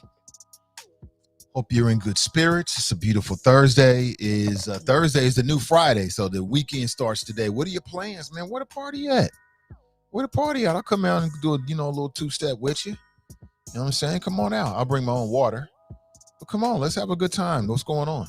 513-873-7134. I'd like to know. I love this time of year, yo. I love this time of year. I love it. This is my time of year because the weather's changing. You can wear anything these days. I love it. Of course, I love every season, but in particular, I like the spring and the fall. I love it, man. Plus, the Bengals seem to be doing well. My Bengal fans out there, who they, right? Yeah, I know. Got a game tonight, right? Thursday night game here in Cincinnati. That means downtown Cincinnati is going to be electric with people, and that's always a good thing, right? So have some fun with it. I look at the Bengals as mindless disengagement. And sometime with our busy lives, we need to mindlessly just disengage with the world, the real world, and just have some fun. You know what I'm saying? Just have some fun. Right. So if you're a Bengal fan and you follow the game, enjoy it. I hope they have a good game tonight. You get what you're looking for. Good morning to you. Now, this morning, we have been talking about numerous things. Not the top of the list. We're talking about Bill Cosby. Birds of a feather flock together, man. This is another example of what they call the rape culture. Bill Cosby, via his spokesperson, says that he feels that R. Kelley got railroaded. And what else would you expect? Now, I didn't make that photograph. I found that somewhere on Facebook on the right-hand side. Somebody posted it, and I think I put it in my Facebook stories. Somebody posted that photograph with a caption that read, when R. Kelley gets out of jail. He looks older than Bill Cosby does right now. Man, you can do everything. You can do anything with software these days, man.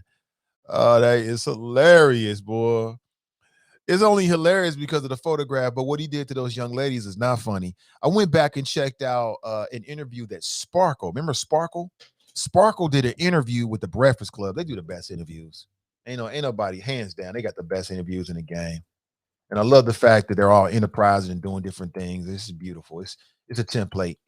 But Sparkle, the artist Sparkle, who came up and was groomed by R. Kelley, she was his protege.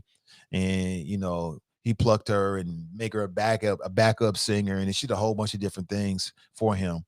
But I did not notice, or either I forgot it. You should go back and check it out. It was on January 21st of 2019. She did an interview with the Breakfast Club, right? And now I told you, I stopped effing with R. Kelley when I saw the infamous tape. And I can't remember where I can't remember where I was. And I couldn't watch all of it. I watched enough to say that was R. Kelley, and I was done. I didn't notice, but the young woman, and she was underage at that particular time, she was Sparkle's niece. That's her sister's daughter. So I just recently watched the Sparkle interview for the second time. And man, with those Breakfast Club interviews, I mean, literally, you could turn that joint on while you working out.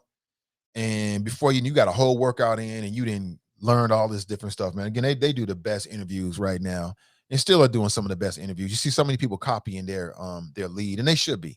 They should be copying their blueprint. But I didn't know that. And then Sparkle talked about, some of the things that she saw and didn't she. She said, I didn't see anything.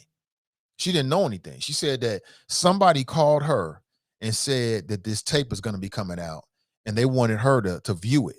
And so they were going to send somebody over with a device where she could view it. And then it was going to take the device. She couldn't have a copy. And she said she watched a little bit of it and confirmed it was her niece.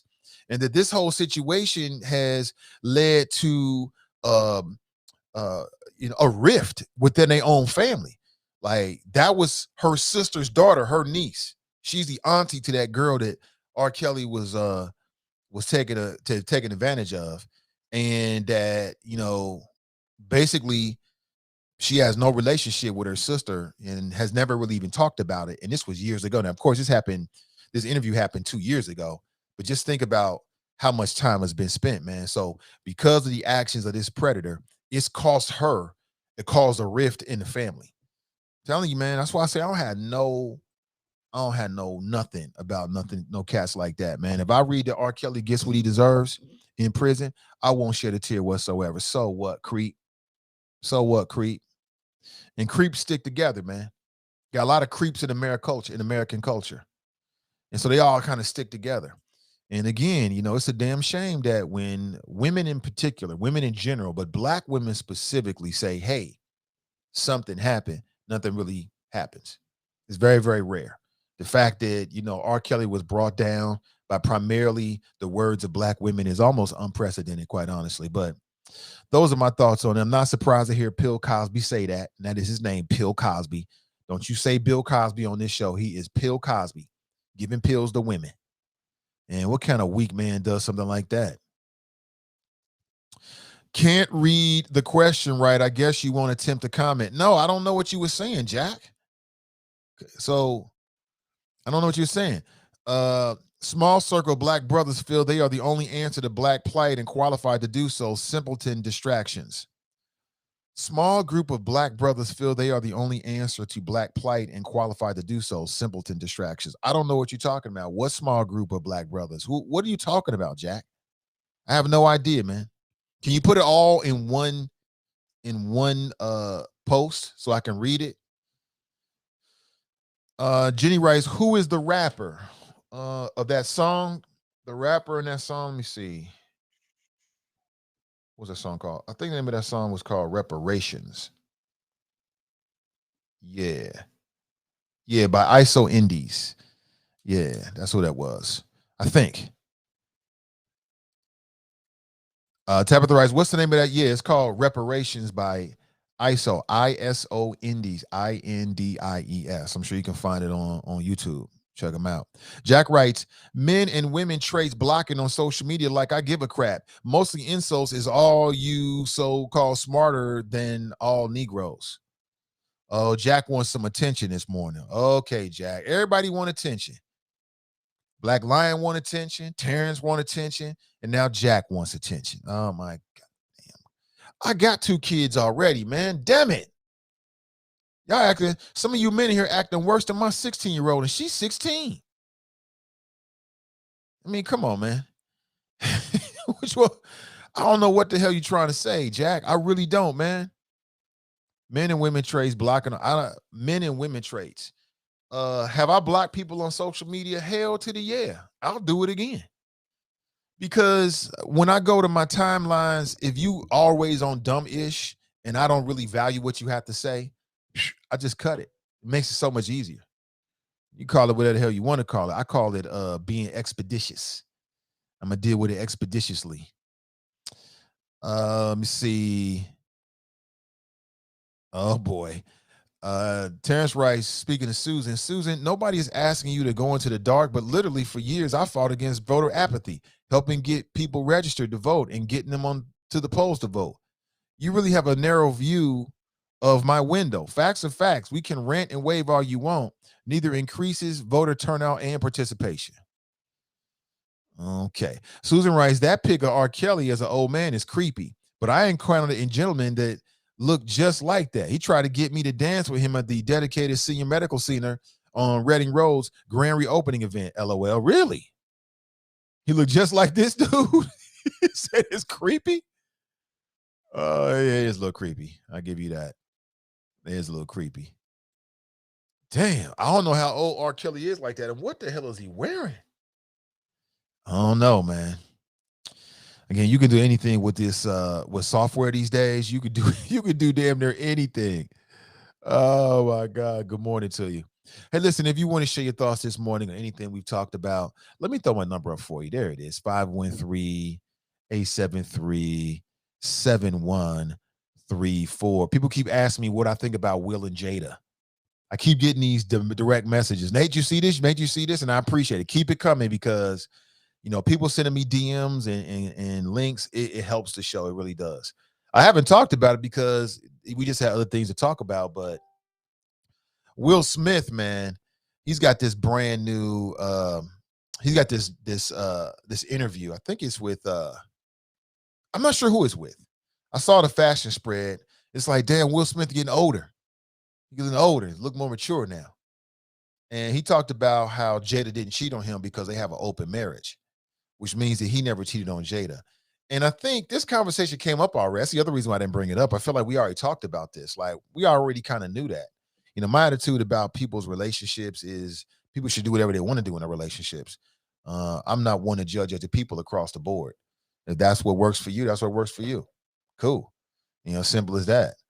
And it was quite interesting. You know, he said that he did say something that I think that's interesting because that Will Smith sad meme that's so popular, sad face meme when he was sitting there on the set of Red Table Talks. Let me find it for you. You've seen it 1,000 times. You've seen it 1,000,000,000 times, right? It's the Will Smith sad face. And it's like, this is Will Smith crying. And people was like, oh, this is Will Smith crying because, you know, Jada was messing around with August Alsina, right? Well, he did explain that. He said, no, I wasn't sad.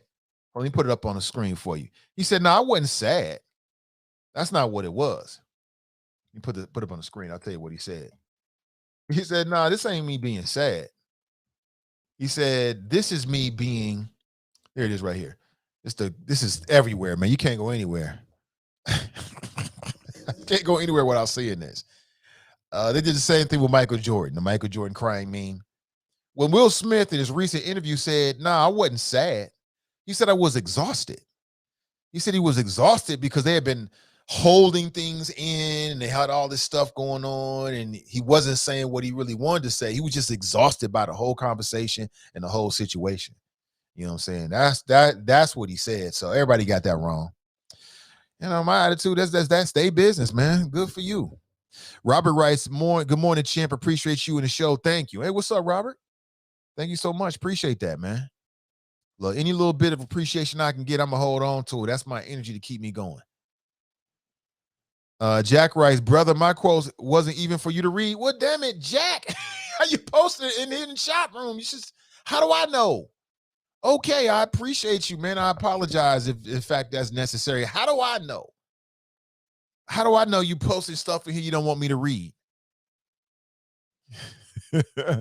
Terrence writes, that's your last swipe at me. Nobody's swiping with you, bro. You know what I'm saying? Ain't nobody swiping with you. I don't want no smoke. I don't want to get radio jumped. I don't want to get radio jumped.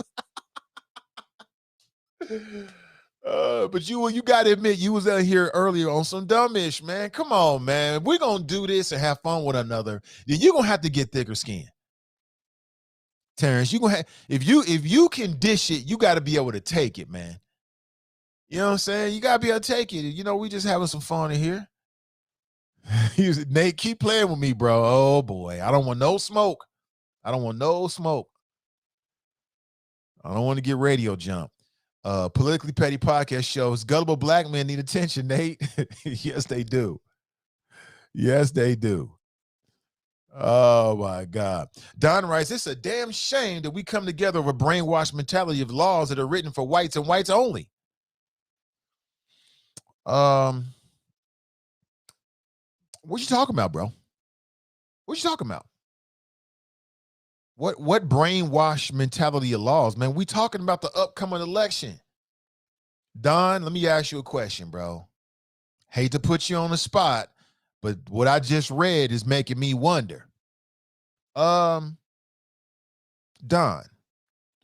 are you registered to vote? Are you planning on voting on the upcoming election? Because what you just wrote here, brainwash mentalities of laws that are written for whites and whites only, is making me think, bro. I'm suspicious.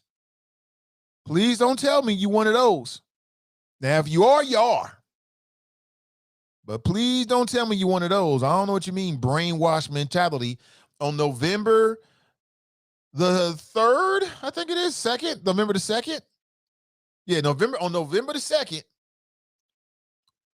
we got a decision to make. Nah, it ain't November the 2nd. Nah, it's November the 7th. November the 7th, not the 2nd, the 7th. We got a decision to make. Period. That's period. We got decisions to make, many of them. Period. Period. Please tell me, Don, that you are registered to vote. Don writes, second thing about R. Kelly's case is in order to get a backstage of the X-rated shows, you got to be above the age. So why the mothers signing them up to R. Kelly? Why aren't the mothers also being prosecuted for pimping their daughters out? I mean, you might have a point there, but I think that's the second issue. I don't know if there's any charges against the mothers. And so if there's not any charges against them, they've never been charged, that's the reason why they haven't gone to court, because they ain't been charged. That's why. And as I understand it, a lot of the stuff that went down was stuff that was happening on the tour bus before and after the shows, and happening at his residence, and then happening, at the recording studio. That's the reason why, Don. But let's go back to the phones. Good morning. Welcome to the show. Hi, Nathan. How are you doing today? Hey, buddy. Hey, buddy. Welcome. I'm doing great. Yeah, I was wondering if you could quit lying on me. What I lie on you about? You tell me somebody said that if a woman goes in Bill Cosby's bedroom, she loses the right to say no. That's I heard that at the beginning of the show, and I was absolutely offended that you would lie like that. No, I didn't lie. That's what you said. I was offended that you victims don't. I said victims don't take pills. Hoes do. I asked. No, we had a whole conversation. Don't try to back away from it now because you know how crazy it makes you look. That's exactly what you said, bro. That's exactly what you said. And I was like, wait a minute. You telling me when a woman goes into a married man's bedroom, she gives her the right to say no? You said that's what I'm saying. If you in a man's bedroom, that's what you're there for. That's exactly what you said. I don't remember that conversation, but I'm sure that you are transposing something and putting two independent thoughts together as one to fit your narrative. No, not at all. That's exactly what you said. And you sounded crazy as hell the morning you called in and said it too. Don't try to back away now. Mr. Talk Show host, I didn't call in to argue. Then why you start an argument then? I asked for some clarification on a quote that you attributed to me. When you call a man a liar, then you start an argument. I didn't. Okay. If you say so, hey, you won. You got it, B. Okay. I ain't trying to win. I'm not here to argue with my brother. Winning, but that's what you said. I just want to make sure we deal in the real world and the facts.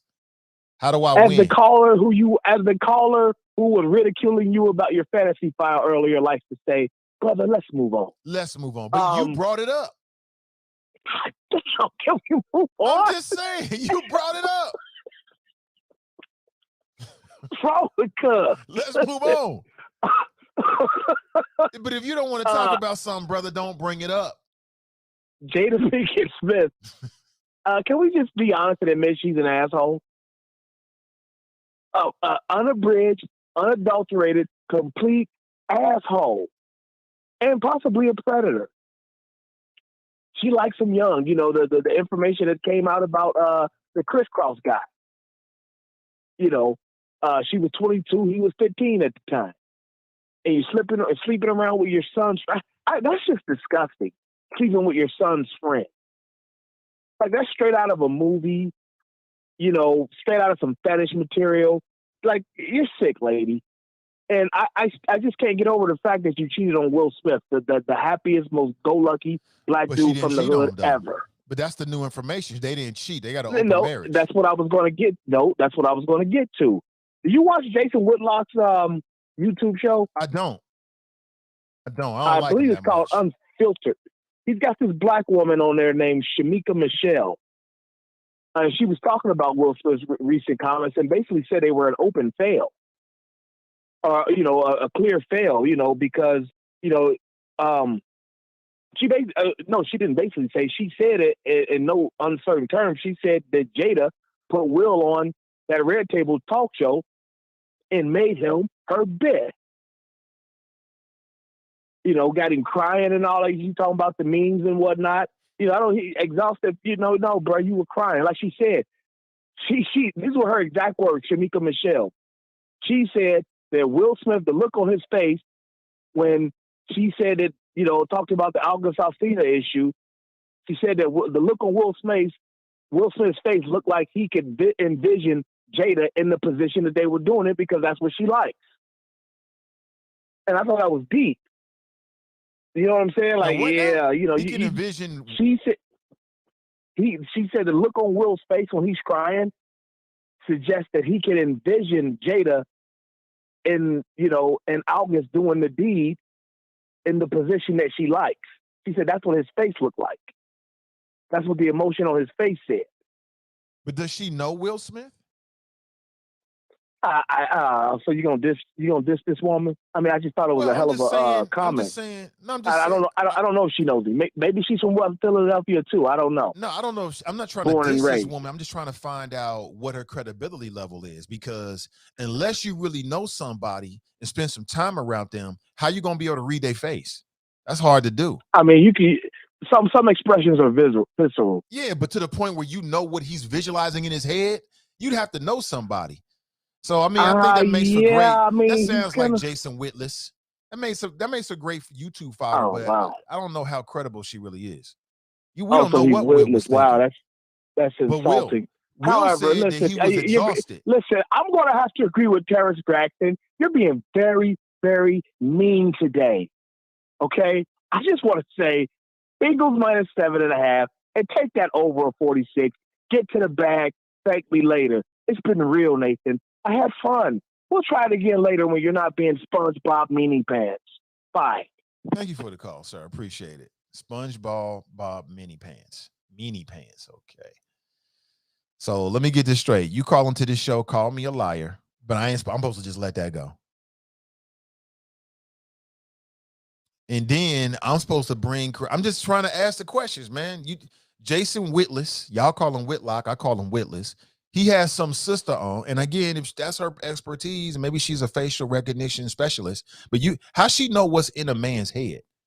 Will Smith said what was in his head. He said, "I wasn't sad, I was exhausted." I think people assume a lot in those kind of situations. They really do. So I don't know if that's true or not. I don't really know. All right, let's get back to it. 513-873-7134. That is my number if you want to share your thoughts. All I ask is that you open your mind before you open your mouth.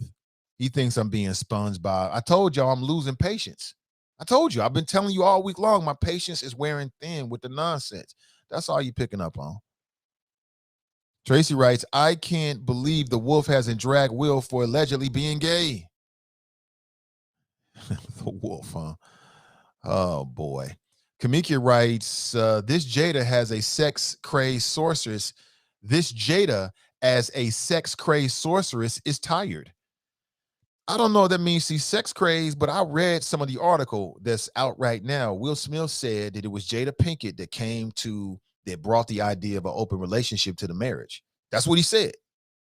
It's in the article. He just came out with it this week. And he said that they both do that. Okay. But we already knew that. We talked about this whenever we talked about this. When was it? Last year or something with August Alsina? All this stuff came out. And I was asking questions about what would you do in your marriage and all this kind of stuff. And at the end of the day, I mean, every marriage is different. If that's what they like, great. It mean nothing to me. That's them. Tracy writes, this is only a publicity stunt. Let's stop giving celebrity attention whores all of this attention. I don't think it's a publicity stunt. I think that when you're doing a Red Table podcast, yeah, you want publicity and you want to be salacious and you're going to do different things, but I don't think this is a publicity stunt. I think this is them saying, fuck it, we don't care what nobody thinks, this is what we do. Y'all had all these questions about what we doing, now we going to tell you. That's what I think it is, for whatever that's worth. Don writes, what I like to see is people of color stop putting each other down by calling each other black, where nothing black is not a color, it's a hue. We are Nubian. Yeah, I feel you on that, brother. I feel on that. But I understand that a lot of people refer themselves as black as well. I mean, it's all interchangeable. It's all the same. You know, we can split hairs and get specific. I'm aware of those conversations, Don. I get it. But I think that's a small thing. I think that's relatively small. That's just me, though. You might disagree. Let me see. Don writes, if we're true leaders of who we are, then we should stop letting other people lead us by calling us black. I hear what you're saying, man. Again, I've heard those arguments. I think there's a lot of legitimacy to those arguments. I get it. I've read, on different channels and stuff, people make these arguments about what we should call ourselves. To me, it's all interchangeable. When I say black, you know what I'm talking about.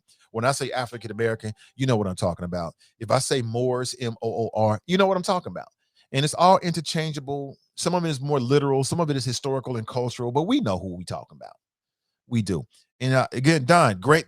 Listen, thank you for being here this morning, making any points. But since you put it out there, to me, that's a lesser point.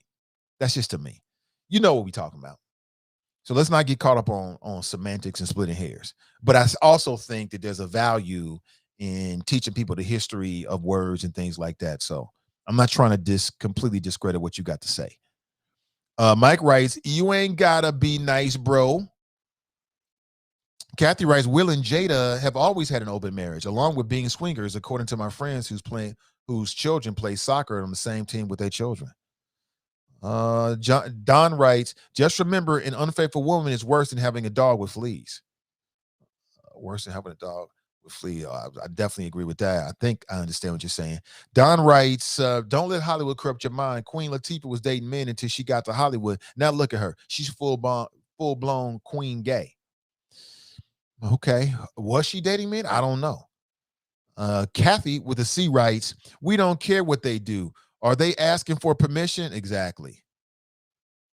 Kamiki writes, exactly. I agree with you. Will and Jada had an agreement, but a lot of folks are painting her as some dominatrix with Will as her submissive. It's silly. It is silly. That's exactly what people are doing. I don't necessarily think that. I don't think that has to be true. Maybe in some cases, but I don't think so. Don writes, you don't get it. No, it's not. It's being called out of your name and robbing you of your heritage that you think you know. Little love, you brainwashed. Okay. Tracy writes, you don't spend 25 years lying, saying we are not an open marriage, then start a show and say, by the way, we are an open marriage. Publicity. No, you do that. You do that because you don't know how people are going to judge you. Today, people are much more accepting to these kind of concepts. And you don't want people, you got young children, right? And you don't want people saying stuff to your children. I can understand why they would keep it to themselves. And I can understand why now, they in their 50s, they like bump it. I'm exhausted trying to act like I'm something I'm not. This is who I am. This is what we're doing. So you got all these question marks about us. Here's the truth. I can understand that. I don't have to be. And the other thing is that when you're in the media, everything is about publicity. Of course, they want publicity for the show. Obviously. Jerica writes, African Americans can also be white also, folks. Just an FYI. Is that right? Is that right? Good morning. Good morning to you. Let me jump inside the chop shop. Ray writes, should Charlemagne be in prison too? Well, again, if I know the allegations, we talked about it. There's a video that surfaced a few months back. A young lady talked about how Charlemagne the God, she felt like set her up to be sexually assaulted at a party. Well, I watched the video live here with you. We talked about it. If they bring charges against Charlemagne the God, and they find out via evidence that he's guilty, then see you later, bro. You get what you get. So I sell for a court of law. Ray writes, and us folks going to stop watching The Breakfast Club. Yeah, some people might, but I don't think they are. But I would. But he wouldn't be on The Breakfast Club. If Charlemagne gets caught up with some rape allegations, he won't even be on the show no more. It'll just be the two of them. It'll be DJ Envy and Angela Yee. CG Dub writes, good morning, Choppers. J Ron writes, good morning. Will has 5 baby mamas, LOL. Is that right? Didn't know all of that, did he? Bucky writes, we're Black Americans. We already totally different ethnotype from Africans. I agree on some levels. But I also understand the term African American. Again, to me, it's all interchangeable, so I try to meet people where they are. You know what I'm saying? Jericho writes, FYI, why not continue to keep your bedroom antics private? I'm with you on that. Davis writes, no, Charlemagne sexually assaulted that girl. Her mom decided not to let her testify, so he got off on a lesser charge. As that's how I understand it as well. Mike writes, Antonia Brown should be locked up too. Really? Carmelita writes, Charlize Theron is African-American. You know what, Carmelita? You're absolutely right. She is African-American. She is. She was born in South Africa. Now she lives in America. She's African-American. Is that the same as Black? No, it is not. No, it is not. No, it is not. It's not. So I get it. Like, again, I try to meet people where they are. I understand where people are coming from. All right, a few more thoughts here before we roll out of here. Good morning to you. Always, as well, a pleasure to be with you. If you want to share your thoughts, 513-873-7134. Good morning, good morning, good morning. Good morning to you. Yeah, she's right about that. Absolutely. Pat writes, their children are a little sus. Bless their hearts, I'm just saying. You talking about Will and Jada's kids? I don't see no problem with them. They just like every other. They're like early 20 somethings like that. I mean, they living their best life, and I mean, they ain't gonna be normal by like the standards of like you and I, because they Will and Jada's kids. They grew up in a whole different reality. So Jericho writes, dang, show ends at 9 a.m. today. It might. Let me see. David writes, since that's your solution, Figs, why don't you hire a yellow bus and fry some chicken if you're about improvement? If you're just looking for Facebook likes, then put a disclaimer on your post for entertainment purposes. Oh, boy. Interesting. Oh, man. Somebody coming out swinging today. He said, get a yellow bus and fry some chicken. Damn, that's what we doing out here? What the hell? What we doing out here? Damn. Oh, man. It's getting real. Dave Matthews is African American. Is that right?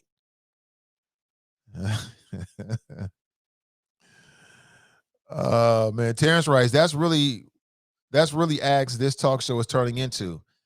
Oh boy, here we go again. Terrence, don't try that. Just because somebody leaves some comments in the comment section has no reflection on what the talk show is becoming into. I set that tone, bro. What is up with the men these days? I know what it is. It's me. I didn't rub some people the wrong way. And what happened, I've been doing this so long, I just chuckle. I know how it goes. You know what I'm saying? I didn't step on some toes and ruffle some feathers about some issues a long time ago. And I learned about this. Some people can't never get over it. They get caught up on it. And so it's like every show, I'm going to show Nathan. He's going to say something one day. I'm going to get him to trip up. And so they spend all their time on dumb-ish. Please stop.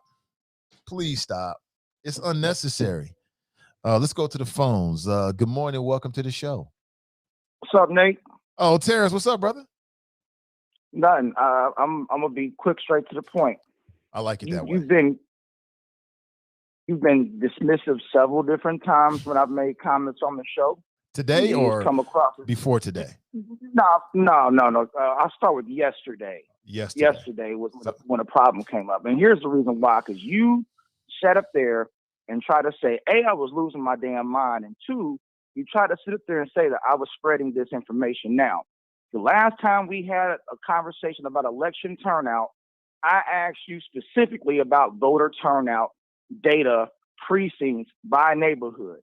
If Hyde Park is outvoting, Winton Terrace 4-1 routinely, we know historically it's not going to be that much time and attention devoted towards those areas where there's going to be low voter turnout. A candidate is just going to take and accept whatever they get out of those areas, to send a flyer or a mailer. I don't agree that that's a tactic that people should employ. But that's the nature and the state of play of politics here. When I said yesterday, hey, yes, it's not a bad problem or a bad idea to have a black agenda. But when you're talking, because you said this yourself, the first part of your show, which is why it's disingenuous how you even go about it. You said, well, if you don't have a black agenda, why in the hell would I want to vote for you in the first place? If you're talking and saying that to a candidate's going to look at you and say, guess what, bro? You're only 15% of actual voter turnout that's going to even come out of the black community. 15%. That's not true.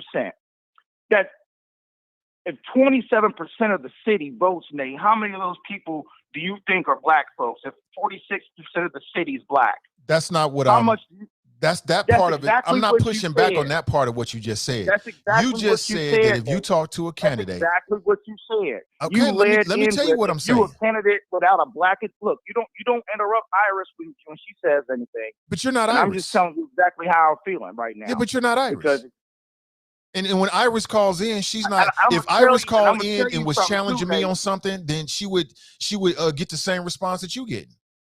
You're not Iris. We're not talking about Iris. We're talking about what you just said. I'm gonna tell you something, Nate. I'll let you finish your point, and then I'll jump in. Go right ahead, sir.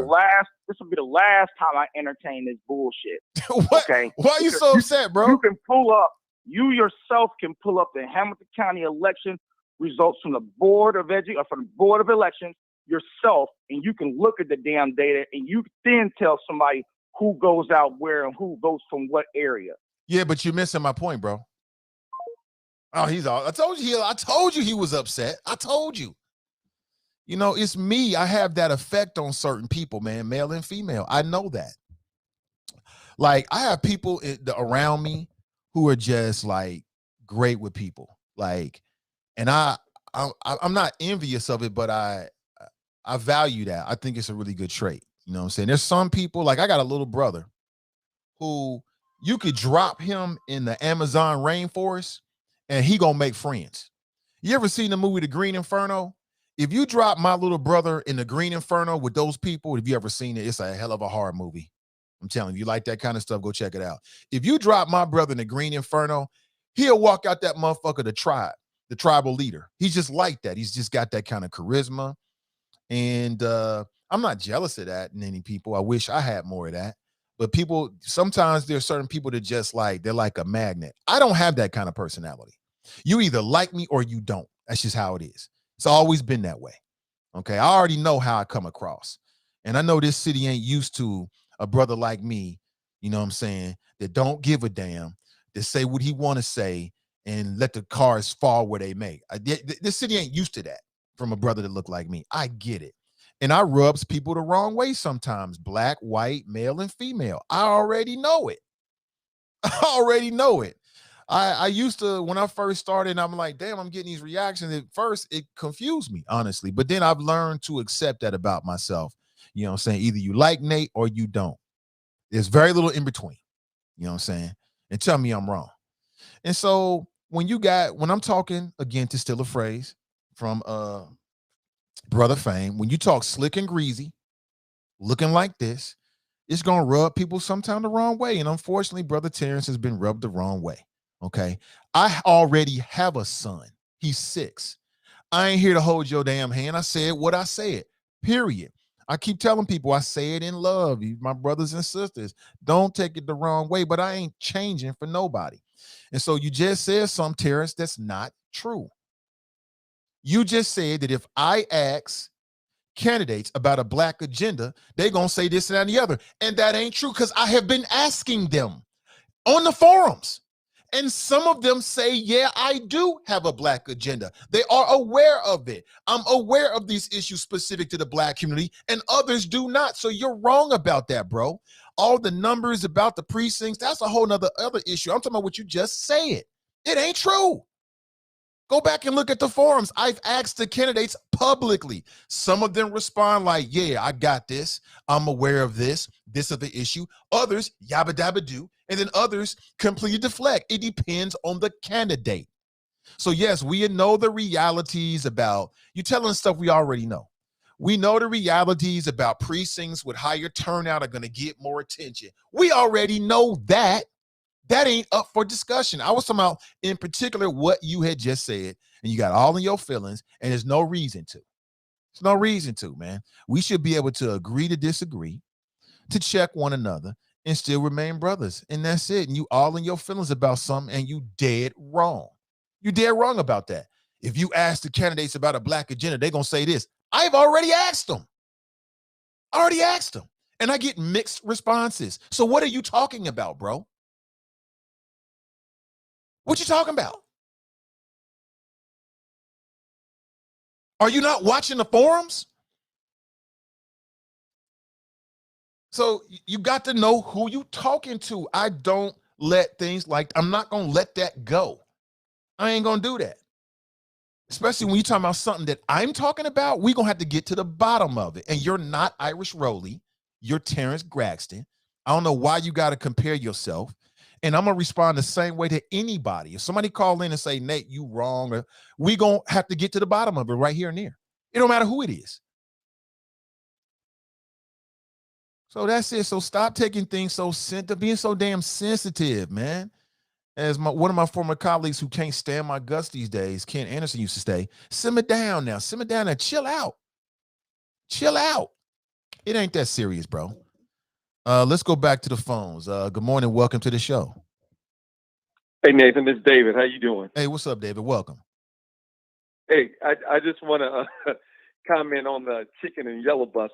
That was in response to someone saying that was the only way you were going to get people in Winton Terrace to come out and vote, if you had a yellow bus and some chicken. And what my point is, okay, if you think that's a solution, then fix it. You take the yellow bus and the chicken out there. If that's what needs to happen, I'm looking for solutions. We as Black people, and I don't understand for the life of me, why we always tear down what somebody else is doing instead of being a part of the solution. We got to do better. And then on what Terrence just said, he's right in a sense, but he's using fuzzy math. Percentages are always deceiving. If you can get more people voting, then those numbers will affect change. And the only way you can get more people voting is having more people eligible to vote. So if you think about the Jeff Pastor, Michelle Dillingham, what was it, 233 votes that decided? Yeah, something like that, yeah. So if you can get 235 more people to vote, and maybe they vote in one way, it can change the outcome of an election. So that's where I'm at on that. I just get fed up hearing people coming on here discouraging other people from voting, discouraging candidates for even listening to communities that don't, even if the community has a low voter turnout, we still need to represent that community. And if candidates can go in there and talk to them, they may influence them to vote. So it comes down to the liking of the candidate. A candidate is going to drive people out to vote more so than me. But what I can do in my part, the role that I can play is make sure there's more people available to vote. So that's all I got. It just irked me a little bit. And I will say I have been on every forum with you, and you have asked that question. You don't need my validation, but I know you're doing the best job that we have out here. And I appreciate the work you've been doing. All right, Dave, appreciate you.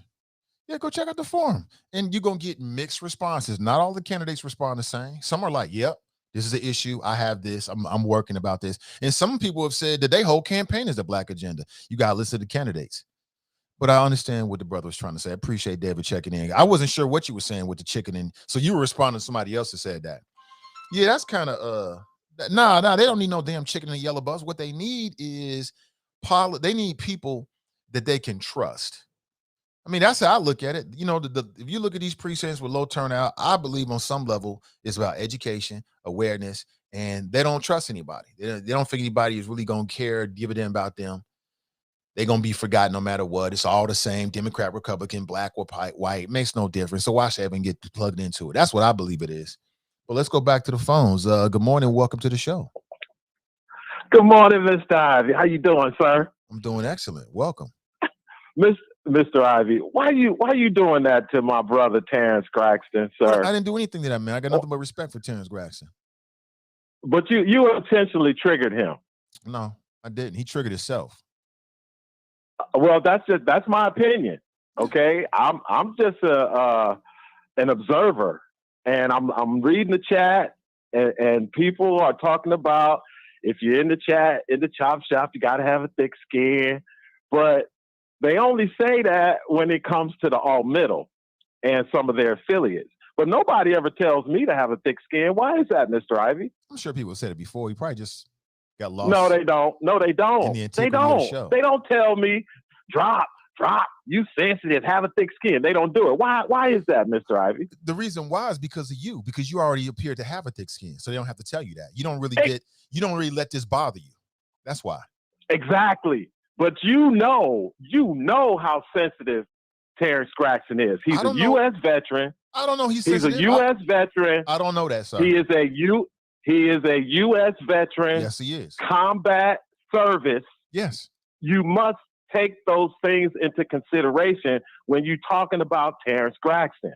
I know you don't consider it, but I'm just saying, Mr. Ivy, why you shouldn't trigger him like that? I'm not triggering because anybody. He's a sensitive. I'm not trying to intentionally trigger anybody. I'm just simply responding to. I know you don't do it intentionally, but you are. What do you call yourself? You are the agent provocateur. Am I correct? I am. And that's what you do. You provoke. Nah, that's more his response to me trying to provoke anything. I'm not trying to provoke anything. Right, but see, Mr. Ivy, that's why your idol is Carmine Guzman. Okay, I wouldn't say idol, but he was definitely somebody that set the benchmark for me in terms of talk radio. Idolize, no. Right.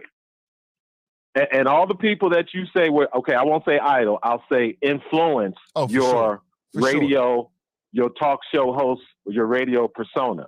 Yeah, and I appreciate you, Mr. Ivy, because you know how to split it. When you do the public forums, and I missed the last caller's name, he had a very interesting call.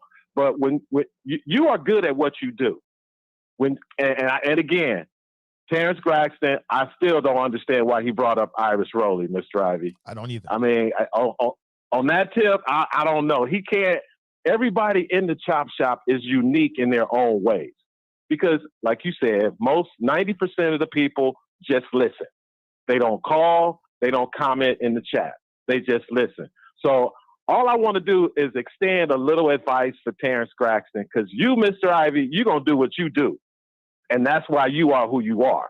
But Terrence Gregson, all I'm telling you, sir, you can't let these people get to you, bro. You got to stand by your cause. You got to say it with your chest. And you cannot allow these people to get in your head. And that is including the talk show host. Because Terrence Gregson offers something to the chop shop. And like you said, Mr. Ivy, you appreciate all voices, all views, and opinions. And before I go, all I got to say is the desperate, divided Democrat Party is about to blow up the entire presidency of Sleepy Joe Biden. Drop Squad 52. Drop science to anyone who wants to fact check it. Get busy, Democrat. He is hilarious, man. That man is hilarious. Hold on, we leveled up a lot today, man. We got a lot of good calls. Every call has been good today. All good calls. They brought something to the table.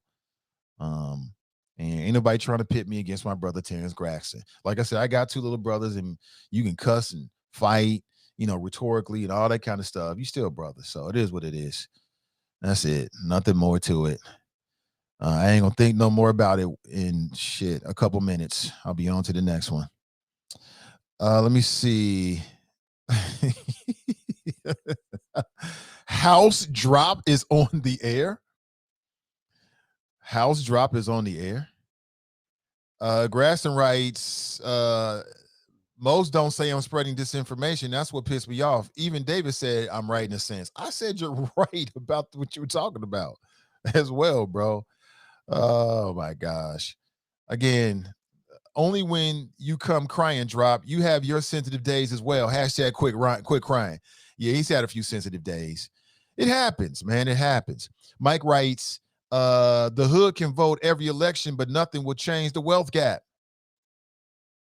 I don't believe that. I don't believe that. I believe the change is completely possible. Crystal writes, good Lord, here comes drop.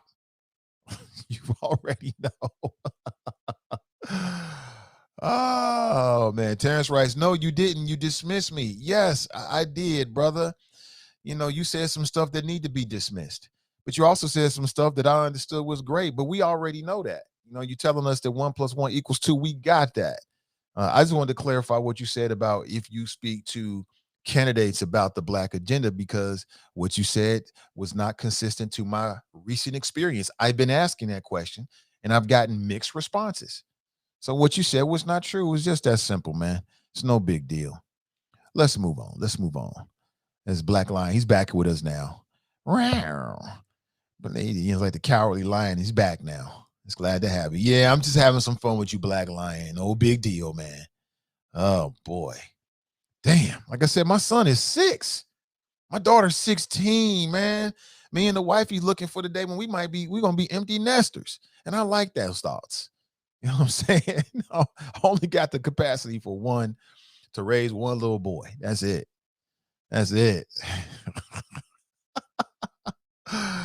Oh, my gosh. Oh, my God. I'm going to hell. I already know it. I know it, but as long as they got like the internet and I can do a podcast, man, I got a little spot for me. I got a spot. Oh, man. Now, last night was the big Powerball. It was like $550-something million. I bought a few tickets, I'll be honest with you, because usually when it gets that high, I'm like, somebody take a shot. And you know what's funny is typically I buy the tickets and forget about them. I forgot completely about it until this morning when I read that there was a $2 million ticket sold in Ohio. So nobody hit the jackpot. It now rises to $620 million. That's like 315 million or 310 million after taxes if you're saying that the government's going to take 50%. I think you can get by on that. I think you'll be okay. But a $2 million ticket was stole in Ohio. So if you bought a ticket in Ohio, double check the numbers because you might have a $2 million winner. Yeah, you might get that big money. Yeah, $2 million winner in Ohio. So if you played last night in the big Powerball, you know, you took a shot at it, you didn't win it, but $2 million, come home with a meal afterward, you can work with that. You can do some life-changing stuff with $1 million. So check your tickets. Don't forget the little people when you win.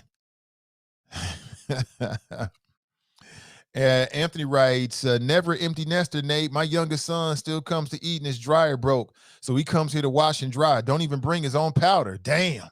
He didn't even bring his own powder? Be responsible, boy. Look, we already know, man. You know how it is. We got a son and a daughter. Our daughter right now, let me tell you about my wife. My wife left Cleveland and came to Cincinnati for college and never went back. Her mother, my mother-in-law, told her, I think she went back like that first summer. She was a freshman, and her mother was hitting her with the whole, you know, you're a little kid in my house stuff. My wife was like, I ain't never coming back. She ain't been back. My wife worked all kind of jobs to support herself. That's how, generally speaking, women are. And we can see that in our daughter, Medium Buddha. I wouldn't be surprised when she get 18, she go to college, don't never come back home because she walking around here like this her house. She said the craziest ish to me yesterday. I looked at her like, if you don't get your ass in there and get what I told you, I told her to go get some. She's like, I'm got my drink. I'm cool now. I'm like, what the hell did you just say? If you don't get your ass in there. So she thinks she grown already in our house and don't pay a damn bill. She get her check, spill all her money on clothing ish. Ain't got the nerve to look at me, tell me, you sitting down now. I almost, the spirit in me almost came out of my body and put hands around her neck. Get your ass in there and get what I told you to get, girl. But we worked it out in a more peaceful way. Little boys, though, man, these Negroes want to lay on you until they 30. Now, my son got a rude awakening coming because by the time he hit 18, I'm going to be done. Your ass got to go. I'm going to do everything I can to make sure he got his own place and he can stand on his own 2 feet. But we'll see how it goes, though. Yeah, just, Lord, y'all pray for me. Pray for me. That's it. Jenny writes, wow, I forgot to play the Powerball last night before we went to the movies. She could have won last night. Could have won. Let me see. Terrence writes, he's still trying to make old points. Mayor even has pocket veto power. So again, without the mayor, or they able to override a veto, back at square one. Look how he just glosses over the points here. Okay, brother, whatever you say, man, whatever you say. Whatever you say. Kinda. A little bit. Crystal's cracking up the kids. Some of y'all already empty nesters, or you don't have any children. Man, we'll be there soon. But we having fun along the way. TC writes, these grown kids are a trip too. That's why I challenge little medium Buddha. She ain't had no easy ride living with me, and my son gonna be challenged too. He just get ready. He gonna get challenged. What is your plan? What are you doing? You know what I'm saying? Got to have a plan. Oh man. Thanks for your services, man. I am a veteran too. Absolutely. We always respect the veterans here on the Nathan Ivy Show. 100%. Don't let it be said otherwise. Anybody tell you anything different than that, they're lying to you. They're lying to you. It is a lie. Don't you believe it? It ain't true. Yes, the role of parent is to make their children independent adults. Yep. Black Lion writes, Nate, I hear that BS you're talking. Okay, brother. Oh man, Crystal writes, empty nest, question mark. It has its perks, but those boys don't stay away too long, right? The boys. I already can see it. My daughter out of here. She out of here. When she get 18, the fastest she can support herself, she want to do her own thing. She don't want me saying nothing to her, even though she got a great life living with us. She got a great life. You know what I'm saying? Living with us, she got two great parents that's giving her love and a lot of the things, everything she needs and some of the stuff that she wants. She got a great life. It ain't good enough because she want to do what she want to do. And I love that on the low. Don't tell her. I love it. Love it. I keep telling her when she get her spot, her little brother gonna spend a whole weekends with you. Like a weekend. Get ready. And then me and mom's gonna be out. Jack writes, you say she had a great life. She got a great life living with us. Crystal writes, my daughter moved out of the TNS. You see, I'm her ATM. Yeah, we already know. We're going to be ATMs for life. We get it. Sister Iris writes, grown-ass kids is a real pronoun. I imagine it is. Crystal writes, yes, girls get out because they're tired of hearing our mouths. Yeah, but see, boys will be like, I just shut my door and play my video games on their Wi-Fi. I already got it. I already know. Let me see. Jack writes, she's running away from me. Yeah, I mean, she ain't running away from it. She's running to her own independence. That's a better way of putting it, because we good parents to her. I mean, she get a whole lot. You know, she is privileged. Trust me. Number one, she privileged just to have her mom and daddy in the same house. And she is very privileged. And she's a very humble kid, but she want to be grown and stand on her own 2 feet so bad. And I love it. Crystal writes, I provide Sunday dinners to keep them from begging too much, but he's good for the most part, living his best life out of mama's house, as he should. Yeah, I remember when you posted, Crystal, on Facebook, he was graduating. I was like, yeah, that'll be me one day. 12, 14, 15 years from now, I'll be looking like R. Kelley. And hold on, I'm going to be looking like R. Kelly before my boys out the house. Look at that. It's going to be me. Someone's like, yeah, I'm an empty nester. No teeth in my mouth. Hey, but look, though, I'm going to enjoy it along. Life is great. I'm going to enjoy it along the way, though. You already know life is beautiful. Let me see here. Let me see. Terrence writes, these inner city kids that witness violent crimes routinely are perpetually subjected to it. So who would someone want to help to try to change that trajectory for them in their community? Other folks are just speculating how these people are impacted. Okay. You say so, bro. I get you. Mike writes, I feel you. I just sent my girl to Ohio State. Did you? Yeah, politically petty writes, they might leave the house, but they stay in your pockets. My daughter's 22 with her own apartment, and I have paid her rent at least twice. Oh, dear Lord. It never ends. It never ends. Hey, it is what it is, man. It comes with the territory. You know what I'm saying? When I get older, hopefully my kids will be there to support me. All right. Krista writes, I ain't gonna lie, it's peaceful in my empty nest. I'm loving this. So you had to rub it in, didn't you? Damn empty nester. I hate all of you. I hate all of you. You're an empty nester. I can't stand your ass. Can't stand you. But I'll be there. You know what? See, if I had an empty nest right now, I wouldn't know what. I'll be acting up, y'all. I'll be straight acting up. Straight. I'll be doing the wild. We'll be wild. I'm telling you.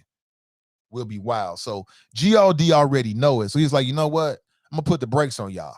Because he already know me and the wife would be doing some wild shit. We would. Let me see. Brent writes, your children aren't grown until you are both out of they are both out of your home and out of your pockets. I'll start with out of the home. And then we'll work on out of the pockets. Betting Public Sports Show writes, what y'all do to Terrence? Ain't nobody do nothing to Terrence. Ain't nobody do nothing to Terrence. Don't even put it that way, man. Stop it. You're trying to instigate. It's one thing to be an agent provocateur, which I am. It's another to instigate. It's a whole nother thing. Hey, but listen, that's my time. I really appreciate you. Have an excellent rest of your day. Check out the NAACP Forum tonight. It'll be hosted by Iris Rowley. They'll be talking with city council candidates. Send Digital Media will be powering the live stream, so I'll be behind the scenes, making sure we look and sound good. So make sure you tap into it and get a chance to hear from these candidates, yet another chance. We can't have enough of these opportunities so we can make the best decision possible. Have an excellent rest of your day. That was yesterday's. Have an excellent rest of your day. Oh, yeah, don't forget this. You're invited to B.O.S.S, Bravely Overcoming Self-Sabotage, the documentary. The viewing will be on October 6th. Food will be provided. A Q&A will follow as well. Okay, I plan to be there. Should be really interesting. All right, just do a search for it online and you'll find it. If you want to connect directly with the founder, that's Ashley Glass, Glass. You can find her on Facebook and connect with her directly. Have an excellent rest of your day, family. I really wish you the best. It's a Thursday. Every day is an opportunity to make something happen. Okay? Remember our motto. Winners focus on winning, and losers focus on winners. So stay focused and stay winning, and we'll talk real soon. I'm out. Yeah. Talking to my mirror like I love you so much. Curving on my critics like I heard you, so what? You can't kill my confidence, I think I'm the man. Tally all the I ever gave on my head. Lately I've been living like I can't take a loss. They ain't wanna help me, that's what made me a boss. You can't kill my confidence, I think I'm the man. We don't give a that's what they don't understand. I'm back again like flu season. I broke records while loose leafing. I'm coming down my roof, leaving. Don't give a I don't care. Did it for my lonesome. No wonder now I'm on one. No shortcuts on that long run. All I really want is my share. Get on my God, on my totem is nothing. In the discussion, got them feelings I throw all my pain on percussion. The disgusting. I hear them bragging about that they did, and it do not move me, not in the least. They ain't been dropping no seeds in the soil, but swear that you all my spot at the feast. I've been on go mode, show mode, showboat, rowboat, wave ride, cool shorty too naughty.